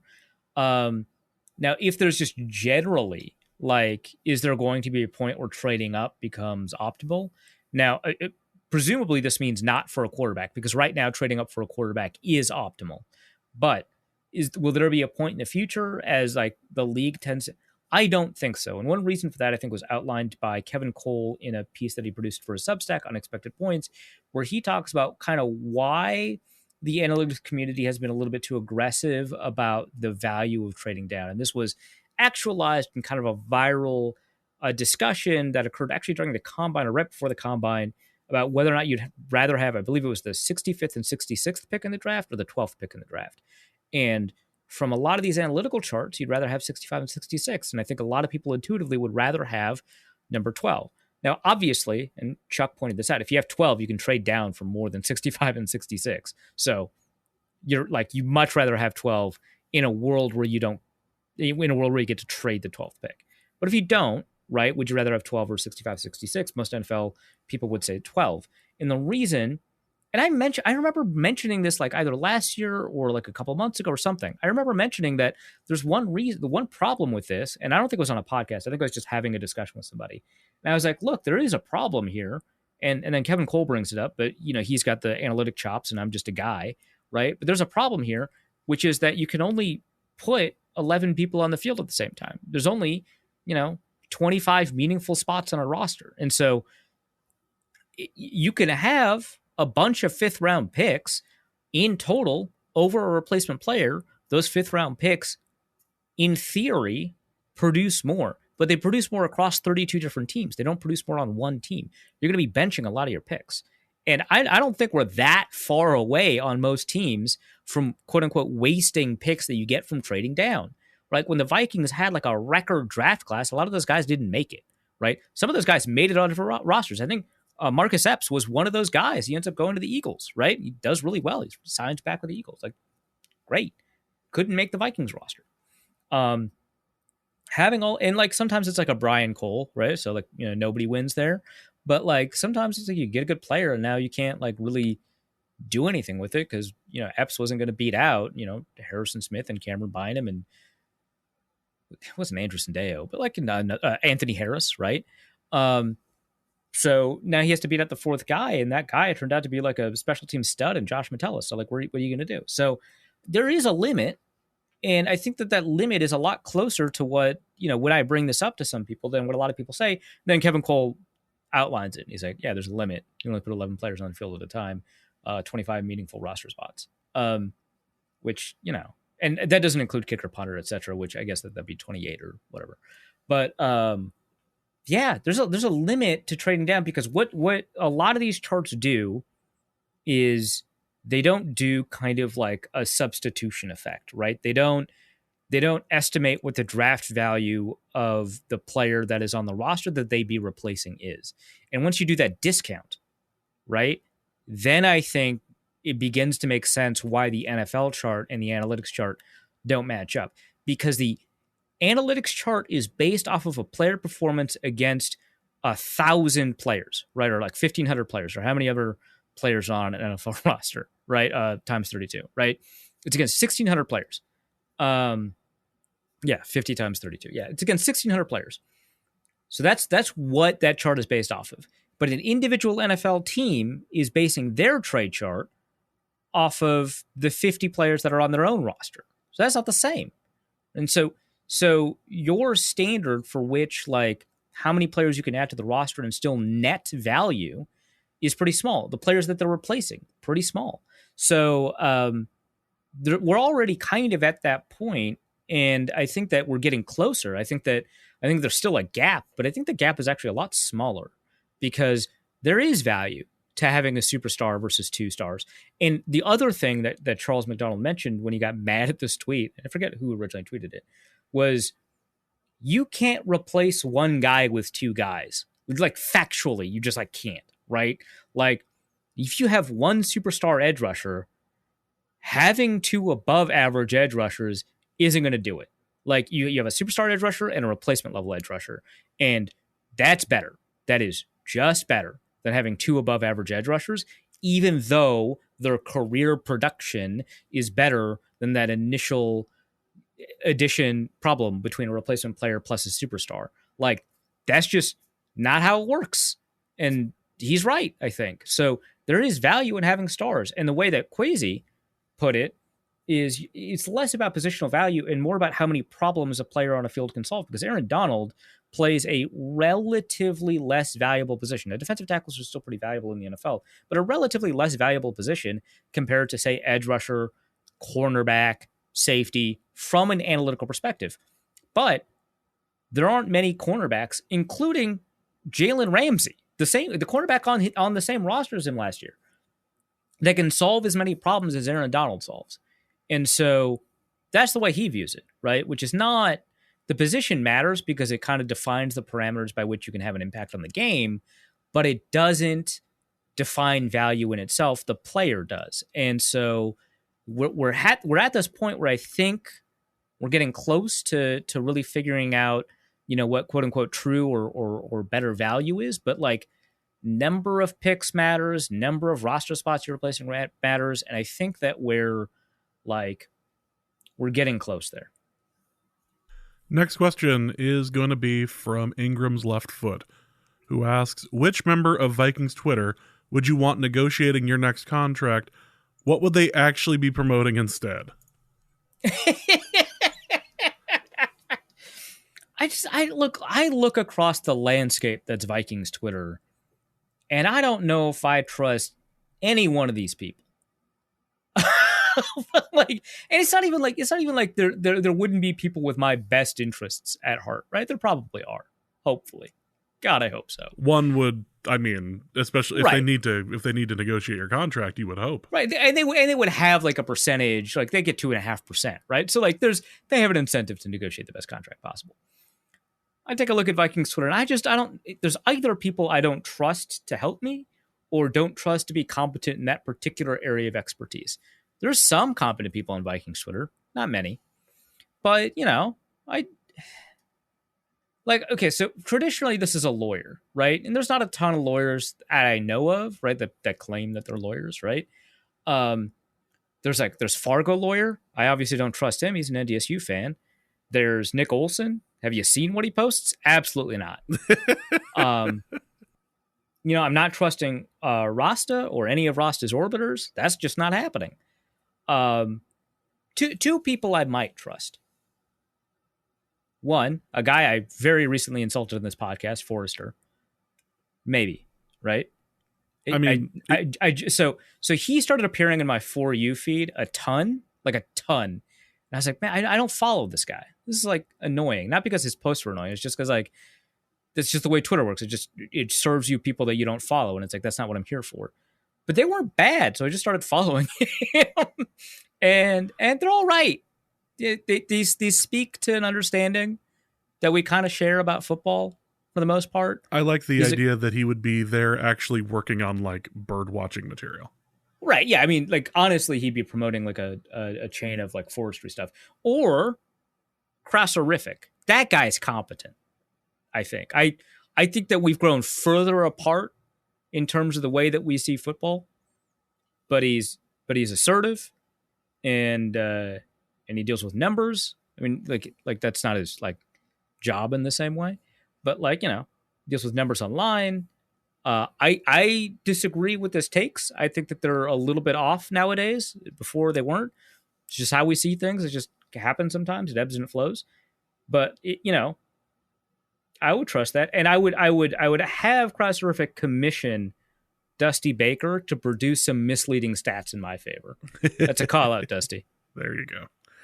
Luke Braun has asked, who wears number 0 for the Vikings, and who do you wish could have worn 0 for the Vikings? All right, so Victoria has tweeted out a set of criteria for who 0 would be a good fit for. Four different types of people. 1, 6-foot flat quarterbacks that have that dog in them. 2, extremely mean receivers who aren't that good. 3, run-stuffing middle linebackers as wide as they are tall. 4, strong safeties who play like rabid dogs. Now, this is actually a different understanding of the 0 than I had, because to me, the 0 is not that different from the 1. And maybe that's wrong. A lot of people think of the 0 and the 1 as completely different things. The college number 1, I love. Stick that on a 340-pound nose tackle, that guy rules. Stick it on a 250-pound edge rusher, that guy rules. Stick it on a cornerback, hopefully he rules, right? Like that's a lot of confidence. And that's like number 1 for a cornerback. College quarterback, that to me is just Cam Newton. Absolutely. Right. And I'm thinking of the one like the 0. The 0 to me is somebody that has a lot of earned confidence. Maybe not. Maybe it's just a guy with confidence, which is what this list is. So if we take a look under Victoria's criteria, right, which I think it makes sense, and I think I need to separate between, the 0 and the 1, because I do think that they have different vibes, and I just didn't really internalize that in the same way as to what those vibes would kind of actualize as. I think that if KJ Osborne continues to not develop, right, if he's no longer a wide receiver 2 candidate for the Vikings, and I think that he is, another area where I kind of actually disagree with Krauser is his interpretation of Kevin O'Connell saying KJ Osborne pairs well with Justin Jefferson. I don't think that that's an indication at all, the use of the word pair, that KJ Osborne's wide receiver 2. I think that is just reading too much into things. But maybe he is, maybe I'm wrong. And maybe then he can't wear 0. But if he is not that good, right? If it turns out that his meteoric rise year 2 and his camp year 3, which is the thing I was raving about, was not all that meaningful. Maybe he's not that good. He would be a number 0 candidate. But until he proves he's not good, he's not a 0 candidate. I don't think there's any other receivers here that are mean but not good. So, and jury's out in Jalen Nailor. We'll see, right? All right. Obviously, offensive linemen can't wear them. Defensive linemen, maybe for a nose tackle, maybe a Harrison Phillips, but he just doesn't strike me as a 0 guy. Run stuffing linebackers, I just don't see one that fits that mold, so you can't go there. So safeties that have that dog in them, right? I'm missing one, right, on the Victoria criteria. 6'0" backup quarterbacks that have that dog. I don't know if we got any of those. I like Nick Mullins. I don't know if we got any of those. So safeties, if Lewis Cine shows up to camp, obviously, I mean, it sounds like he's ahead of schedule. Who knows, right? If Lewis Cine shows up to camp like the player he was at Georgia, not the player he was at camp last year, not the player it seemed like he was going to be before his injury, but the player he was at Georgia, then he'd be a 0 wearing guy. Otherwise, it's Josh Metellus. I understand that Harrison Smith obviously has it, but he's just 22. I don't think I can take that away from him. Wouldn't make sense for him to wear 0. I could see Josh Metellus doing it. He's a big guy, plays a weird amount of man coverage. I guess he was a corner in college, but it plays a weird amount of man coverage for a strong safety. I mean, because he's coming out of Michigan State. Coming out of the Big Ten. Let's just say that. Michigan. Sorry. I know that people hate it when I mess up like blank versus blank state. It's going to keep happening. I know that he was like a strong safety. I know that like he was an in the box guy. He plays a weird amount of man coverage, but I still think he plays with a level of aggression that you need to wear 0. So I think you've got your Josh Metellus, you've got maybe some of that they haven't drafted yet, and you've got maybe KJ Osborne if he kind of doesn't live up to it. Otherwise, I could see Khyiris Tonga, maybe, but he just seems like a 90s series guy. I could see TJ Smith, but I don't know that there's many 0 jersey candidates on the Vikings, if I'm being honest. Now, the question also includes, who do you wish could have worn 0? Historically, Joe Cap. That would be interesting, yeah. I think that fits. I think that works, yeah. I like that. I like that as a potential fit. Next question is going to be from Brian, who asks, what will they name after Bud Grant? Bud Grant obviously passed away recently. Yeah, what won't they name after? Will TCO be called Bud Grant TCO? Right? Like, I don't think that Twin Cities Orthopedics would mind sharing a name with Bud Grant. In fact, I think they would regard that as a bonus. So Bud Grant TCO Performance Center, Bud Grant Vikings Hall of Fame, Bud Grant Ring of Honor, Bud Grant US Bank Stadium. It could be Bud Grant Field at US Bank Stadium. They could do, right? Because they did that with the... They did Mall of America Field at the Metrodome, yeah. Yeah, so you could do that, right? But there's a lot of things they'll probably name after Bud Grant. Unfortunately, the media room is reserved for Sid Hartman, who they named for Sid Hartman well before he passed away. So that's just his. Well, when you make it to like 100, that'll happen. Yeah, right. We're building a new area. We're building a new facility. We might as well just not spend the extra on the lettering and just get that out of the way. Yeah, we're just gonna take care of this here. Let's go to Enthusiasm, who asks, why exactly is KJ Osborne not good enough to be a wide receiver too? So this presumes that this is my take, and I don't know that it is. For me, I think that the Vikings should grab another wide receiver to compete with KJ Osborne. I don't think that, which is not a first round pick necessarily. I don't mind if they spend a first round pick on him, but like on a receiver. But like, I think that in the second or third round, again, they don't have a second round pick, but like, I think that they should get a receiver with a reasonable chance of starting year one, competing with KJ Osborne. And if Osborne wins, all the better. But I don't presume that Osborne isn't. Now, if he is not, it's because, he's not as fast as the team continues to say he is, and he's closer to his actual combine speed. It's that, his route running still isn't there yet, and he hasn't earned the trust of Kirk Cousins to be as reliable as someone like Adam Thielen or Justin Jefferson. Two completely different levels of reliability, but I think you get what I'm saying there. All of that. And so, yeah, he's a great blocker. He's really strong. He's pretty good at yards after the catch. But if he's not good enough to be a wide receiver too, I think it's probably those things that the combination of route running and speed just isn't there at all. Now, I do think that he had such a tremendous camp and it was such a weird offense for the Vikings last year that I'm not going to say that he can't be. And I think that he should be in a competition with one, but it would not shock me if he emerged from a competition as wide receiver too. So that's not really my take. So you refuse to say that he is not going to be wide receiver too? Last year, before camp, someone asked me to make a bold prediction. I actually made this bold prediction on several occasions. Is that the KJ Osborne would outproduce Adam Thielen, which I don't know if he did, but he got pretty close. Like I thought a lot of his camp performance. So, Kenneth Allen asks, "What do you make of the reporting of the Vikings' interest in Lamar Jackson? Is it just fan wish casting? It seems strange that the Vikings would bother looking into it, given the cost, the cap constraints, and the difficulty in moving Kirk. It all seems like BS, but is there something here?" I don't know that there's been any reporting that indicates that this is remotely a possibility. There was one executive, that Jeremy Fowler at ESPN, asked about potential fits for Lamar, and they said, hey, a dark horse could potentially be the Vikings. There's nothing indicating that the Vikings are interested. There's nothing indicating the Vikings ever contacted Lamar. There's nothing indicating that the Vikings contacted Baltimore. It was just some guy, admittedly a guy in the league, but some guy who was like, yeah, that'd be a good fit.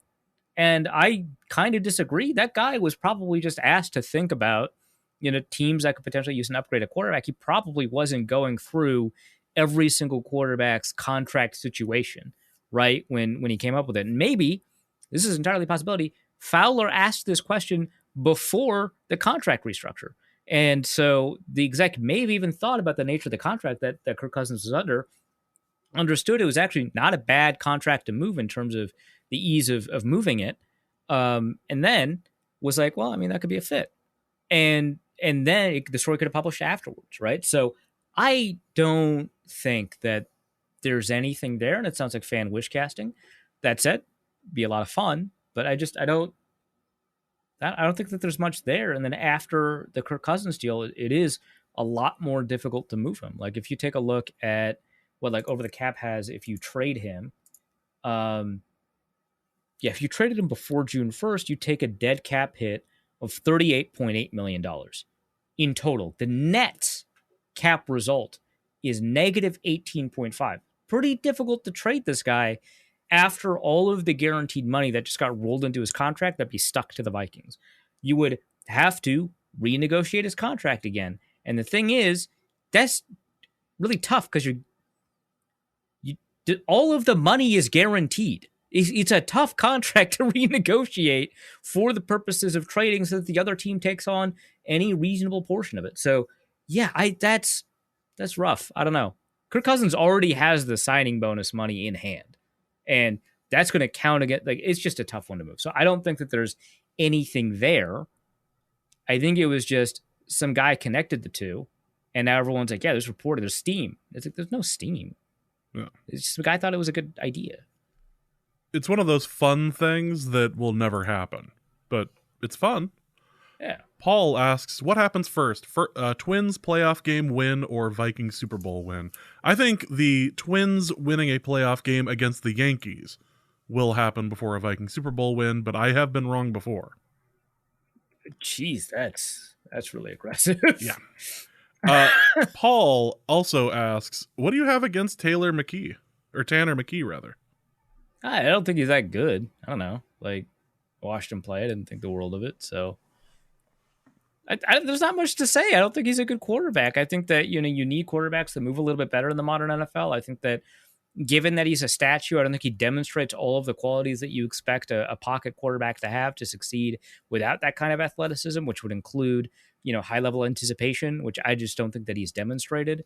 I don't know. I mean, if they drafted him in the bottom of the third, I wouldn't think it was a bad idea. So it's not like I think that he's like a 7th round pick. I just don't think that he's that interesting or that good. I mean, I'd rather they draft like Dorian Thompson-Robinson, right? So like that, great. But like, I don't have a lot against him. So before I pronounce the next name, I just want to mention that we've seen 2 or 3 different pronunciations on this. So I don't think anyone really knows how to pronounce this next name. But the real Jack asks, for a Reef's side hustle corner, how long has he been moonlighting as a Bengals backup running back? Yes, I'm talking about Samaje Perine. I haven't been able to stop thinking about it since the divisional round. Also, he may need to talk to the NFL since they only list him at a paltry 5'11". Okay, so obviously because I'm 7 feet tall, there's a little bit of a disconnect here. Yeah. So my understanding of his name is Samaje Perine, but like we looked at Wikipedia and it was Perine. I don't know. I'm just gonna keep saying Perine because that's what I'm comfortable with. Yeah, I've been connected to him a lot. Ethan Hammerman. He used to write about the Patriots a lot. And now like works for Twitch, I guess. I guess even he's like a friend of mine. Well, I think was the first one to connect me to Samaje Perine, but other people have done it. I've also been connected to that one Saints running backs coach, which I don't even know what he does anymore. If he's still the Saints running backs coach, he probably is. A lot. Those are the 2 that I get the most, but it's like anybody who is relatively light skinned, is bald, and has a beard is everyone's like that's a Reef, which happens less often than you'd think. Like this, I just gave you a broad descriptor that is generally pretty true, and it doesn't happen as often as I would have imagined that descriptor giving us, but it does happen. One of those, and yet here we are sort of things. Yeah. Chris asks, what is a Quasiism that you think you could successfully blend into a conversation without people noticing? Could you mention a time horizon without being asked what that was? I mean, the key to like inserting any relatively nonsense word into a conversation is to add as many ideas as you can into that series of words that they don't need to ask. And that by they don't need to ask, I don't just mean there's some context clues that kind of tell you all that helps. It's just that there's like a lot in that sentence to chew on, right? And so got a long enough sentence, you can put time horizon in there pretty easily, and no one's going to be like, hey, wait a sec, let's go back to this time horizon thing, because at that point, now it's that person derailing the conversation on something that hopefully you're talking about something interesting. So you could say something like, hey, I'm like really interested in, the long-term, performance of the Twins. I thought that, the prospects that they developed were really interesting. I think that the system that they have has produced some pitchers with some interesting time horizons, but right now they need to work on making sure that their hitting is a lot better. They need to make sure that they have a solution at shortstop. They need to make sure that their center fielder has enough range to be able to handle modern baseball. I don't know anything about baseball. I'm just saying stuff, right? And I've just introduced enough ideas that the fact that I said time horizon in a context that kind of makes sense, right? Like, oh, the prospects in the system, they'll eventually turn into good players. So, time horizon, I assume, means when they turn into good players. I don't know, but I want to talk about the center fielder thing that you said, or I want to talk about the fact that they don't have hitting or whatever, which I don't know if the Twins have hitting, but, let's just say, right? That you've just introduced enough ideas in the conversation that the words time horizon just don't matter. And so no one has to ask. But I think on top of that, James in the show notes has mentioned Zero Dark LeBron, which I was going to correct James and said that it was a Kirk Cousins thing, but it was Quasi. It was? I think you said, it was Quasi who said that, now that I'm thinking about it, about Kirk Cousins. Yeah. So that's fair. I think like something like systems theory would be like a one that I'd want to throw in there, which is not like we talk about Quasiisms. He didn't invent these things, which I think a lot of times when we say like, a Mike Zimmerism, or which I don't think we've ever used that sentence, but the idea, right? Or something from like Buddy Ryan or something like that, or Bill Parcells, I think would be a good one. Bum Phillips. We think of them as being kind of originally theirs in some way, whereas with Quasi, it's all from the world of finance or academics. Like you can trace it pretty easily. System theory has like a really long Wikipedia article, right? Like it's not, he didn't just invent it, right? Time horizons, he didn't just invent. It's a term from finance, which is his background. So a lot of the stuff that he comes up with has a background somewhere that is identifiable. So it's not really a Quasiism in the same way. So there's always something that you can kind of take from what he says fairly often and put into a conversation, so long as you understand where his is coming from. Finally, from Nolan Kaler, who asks, Which is Mina Kimes' best performance, Black Swan or Forgetting Sarah Marshall? This requires a slight amount of explanation, but I promise it's worth it. So this Boston radio station, I had to ask because it's Boston, but of course it was a Boston radio station, WEEI. They were like asked to talk about like some like Boston City Council plan, to discuss a possible ban on, I guess there's a local term for it, these small liquor bottles called nips, because they're too small to be recycled and are often littered, I guess is the reason that they would want to ban them. And so Greg Hill, Jermaine Wiggins, yes, that one, Courtney Cox, and Chris Curtis were discussing their top 5 nips, small liquor bottles. They go through drinks that they like. And then the host, or not the host, one of the co-hosts, Chris Curtis, I guess the executive producer, said Mina Kimes. Now, if you are unfamiliar, this is I wouldn't say it's deep in the depths of racism, but it is like it's not the surface level knowledge of racism, right? It's not like, you know, Dylan Roof wearing the flag of Rhodesia, deep racism, but it's not swastika surface racism, right? It's somewhere in between. World War II era slur against Japanese people. He said Mina Kimes. Now, Mina Kimes, Korean, not Japanese. But, you know, to a racist, kind of doesn't matter, right? So I said Mina Kimes, and the show just kind of stopped. And then they just kind of moved on. And then a bunch of people called it out. And then in response, he said, actually,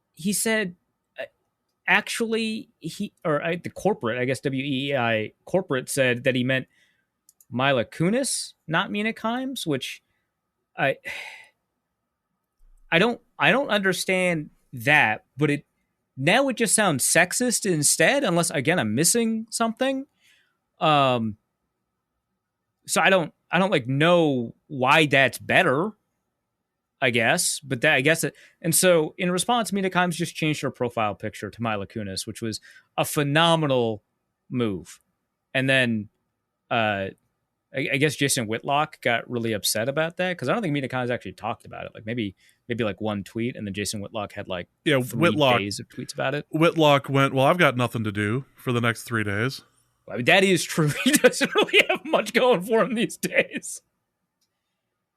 So, but yeah. So he just got mad for 3 days and called her like, you know, victim culture, whatever. Which like if she spent like a segment on it on ESPN or whatever, or wrote about it, right?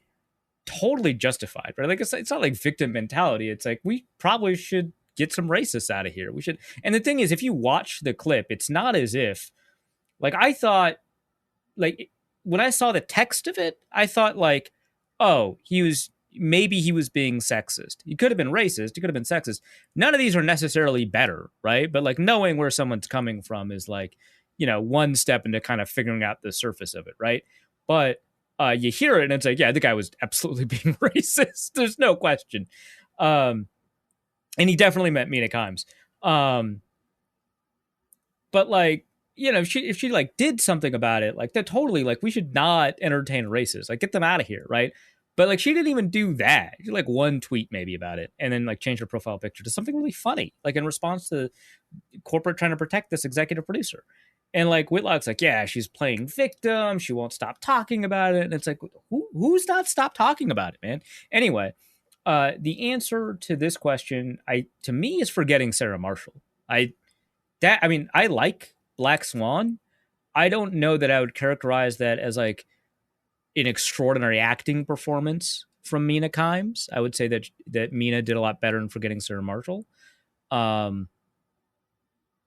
of a foil, right? I think you trying to think of that. a sports writer I would say was Natalie Portman, and I'm blanking. I don't know which sports writer would be Natalie Portman, but so they get the bit going. Yeah. But you know, kind of a foil to Natalie Portman, who put in just an incredible performance in Black Swan. But Forgetting Sarah Marshall is such naturalistic acting, and I think that this actually tangent. We just struck a couple of questions, so I gave myself time for tangents. um, Tangent.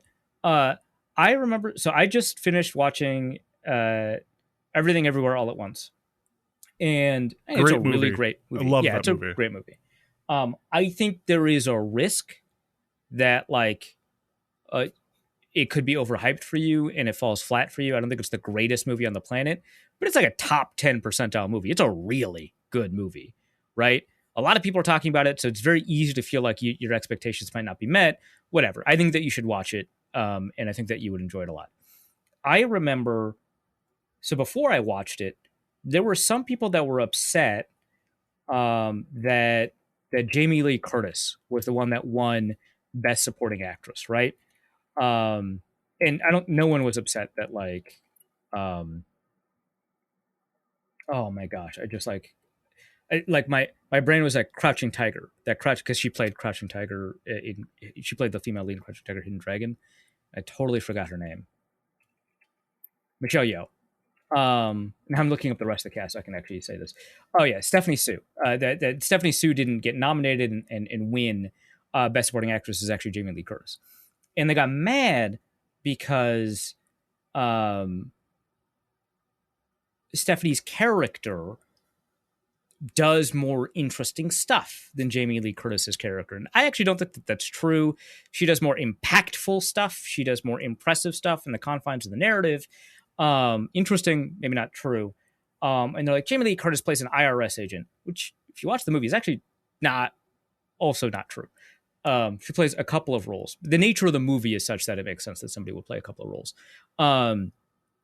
But they were mad because it's just an IRS agent versus Stephanie Sue, who played kind of was like the driving force of the movie, which again, not really true, but I get what you're getting at.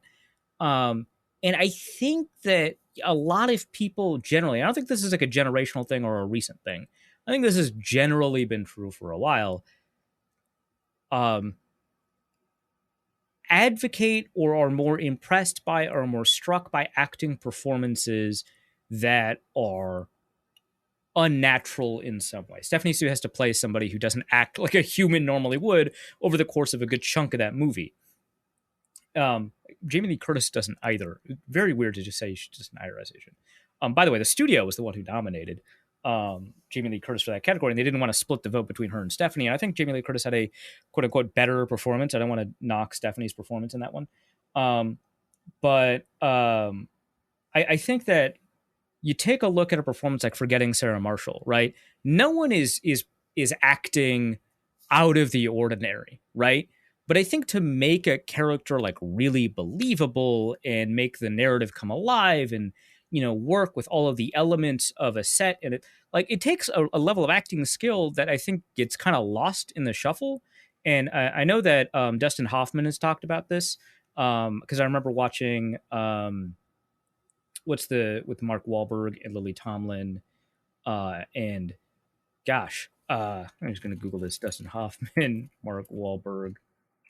So, I Heart Huckabees. Okay, I didn't even have to finish Googling that.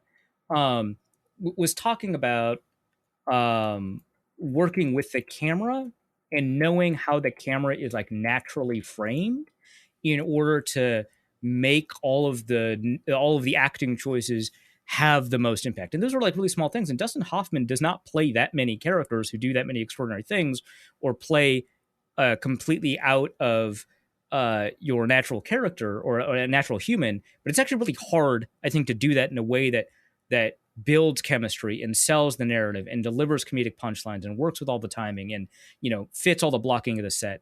And I thought that actually in Forgetting Sarah Marshall, Mila Kunis did just a great job, just a great job. Everyone does. They all do a phenomenal job in that movie, except Russell Brand's a little bit over the top, but he's such an interesting character in that movie, kind of doesn't matter. But yeah, and actually I think Jonah Hill's performances, which a lot of pressure on him now, now that he's like solved anti-Semitism. You know, which good for him. Which right, yeah, I mean, good for him. Good, but like, good for him. Great. Now he's got to like always be funny, right? Like that's like you gotta.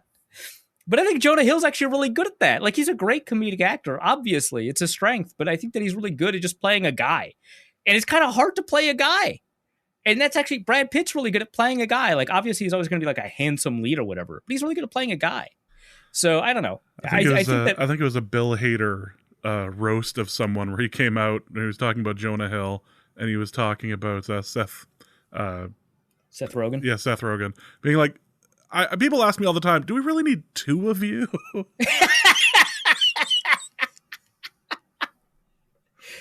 And yeah, it was like, Jonah, I assume you're here because Seth is? Like... I mean, that's pretty fair, especially because, like, I didn't really... Because I watched Moneyball super late. Like, I didn't watch Moneyball for the longest time. I thought he did a really great job in Moneyball. And I think getting out of the Seth Rogen sphere of comedies, I think was really, really good for him. And I don't think 21 Jump Street is like his greatest performance, but now it has to be. And now right? it's in the annals of time. Yeah. Somehow it's more important than Get Him to the Greek, which I thought that was going to be the one that would have done it. Incredible. Like, actually good. Right? That movie came out when I was dating somebody who was like working as a phlebotomist in like overnights.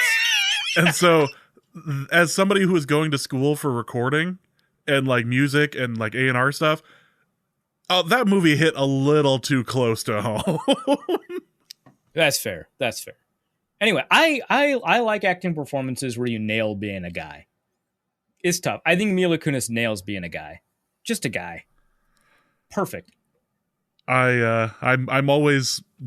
So I'm dumb enough to have thought that I may enjoy that 90s show, and to a certain extent I did. It wasn't terrible. I was a bit surprised by the lack of terribleness of it. I did enjoy when Mila Kunis came out and did her little spiel. And I'm not spoiling anything because it's all just about everybody comes back from that 70s show onto that 90s show briefly. But like it was fun to see her there. I've just always enjoyed the her on that 70s show a bit more than just about everything else she ever did. But it took me a couple of seasons to really, and maybe it's because her character wasn't really fleshed out until like season 3, season 4. So maybe that's why. But it took me a little bit of time to kind of appreciate her. I thought Eric was all right. Which I don't know who the actor is who plays Eric. Topher Grace? Topher Grace. I'm mixing all of those ones up. Yeah, because Topher Grace and Tobey Maguire were in the same movie. Yeah. Screwed me up.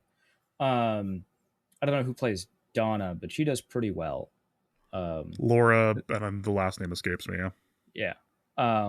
But yeah, I think Mila Kunis did a really good job. So I've been pronouncing her first name different ways a bunch of times, but I guess that's like... Eventually you'll get it right. I don't think so. I think it's always going to be wrong. But yeah. You're always just mispronouncing just something out of it. Well, that is going to be it for this episode of Norse Code. Hope you guys have enjoyed it. Arif, what do you have to plug? So the Consensus Big Board is going to be updated for the end of March by the time most of you will be listening to this. So that'll be up, and then there's going to be a companion piece about the biggest risers from February. I think there's like a kind of an early update that was pushed a little bit, but the risers between the late February and late March are going to tell us a little bit about, who had a really good combine, who had a really good pro day, and not just necessarily from an athletic perspective, but from like kind of the whole package, whether or not people worked out at all, whether or not they interviewed well, whether or not people were encouraged to look back at their film, so on and so forth. So I'm going to have a piece about which players rose from February to March. And I'm going to have like an update. It's going to be a top 300, I think, for the first time. Because I think it was like top 100, top 150, top 200. Now it's a top 300. And that's how many are going to be in the final board near the end of April when we publish the final version. So that's going to be up. And then it's going to be a bunch of like reacting to NFL news for like the next week and a half. Well, that's going to be it for this episode of Norse Code. Hope you guys have enjoyed it. Again, look out for the April Patreon preview. We'll be putting that out in a couple of days. So for Arif, my name is James. Thank you guys so much for listening. And please remember that the Vikings are not to be trusted. And we'll be back soon. Norse Code is the largest and only division of Norse Code LLC. You can find Norse Code on the Daily Norseman, SB Nation's Vikings blog, at dailynorseman.com. You can also find it on iTunes, Apple Podcast, Spotify, Stitcher, Google Play, and wherever fine podcasts are aggregated. Our Vikings blogger extraordinaire and generally useful human is Arif Hassan of and he can be found at Arifasan NFL. I am your producer and host, and my name is James Pagoshnik. You can find me at the show's official Twitter feed at NorseCodeDN or my personal account at Big Mono. If you'd like to donate a few bucks to the show, you can do so in a few different ways. You can go to patreon.com/NorseCode and donate there. For $3.50 a month, you get bonus material and more. You can also go to paypal.me/NorseCode for a one-time donation, or you can go to norsecode.threadless.com and pick up some Norse Code merchandise. Any questions or comments that cannot fit in a tweet can be sent to norsecodepodcast@gmail.com. On behalf of the Norse Code staff, thank you so much for listening. Our formula is this. All things are possible through the power of Ben DiNucci.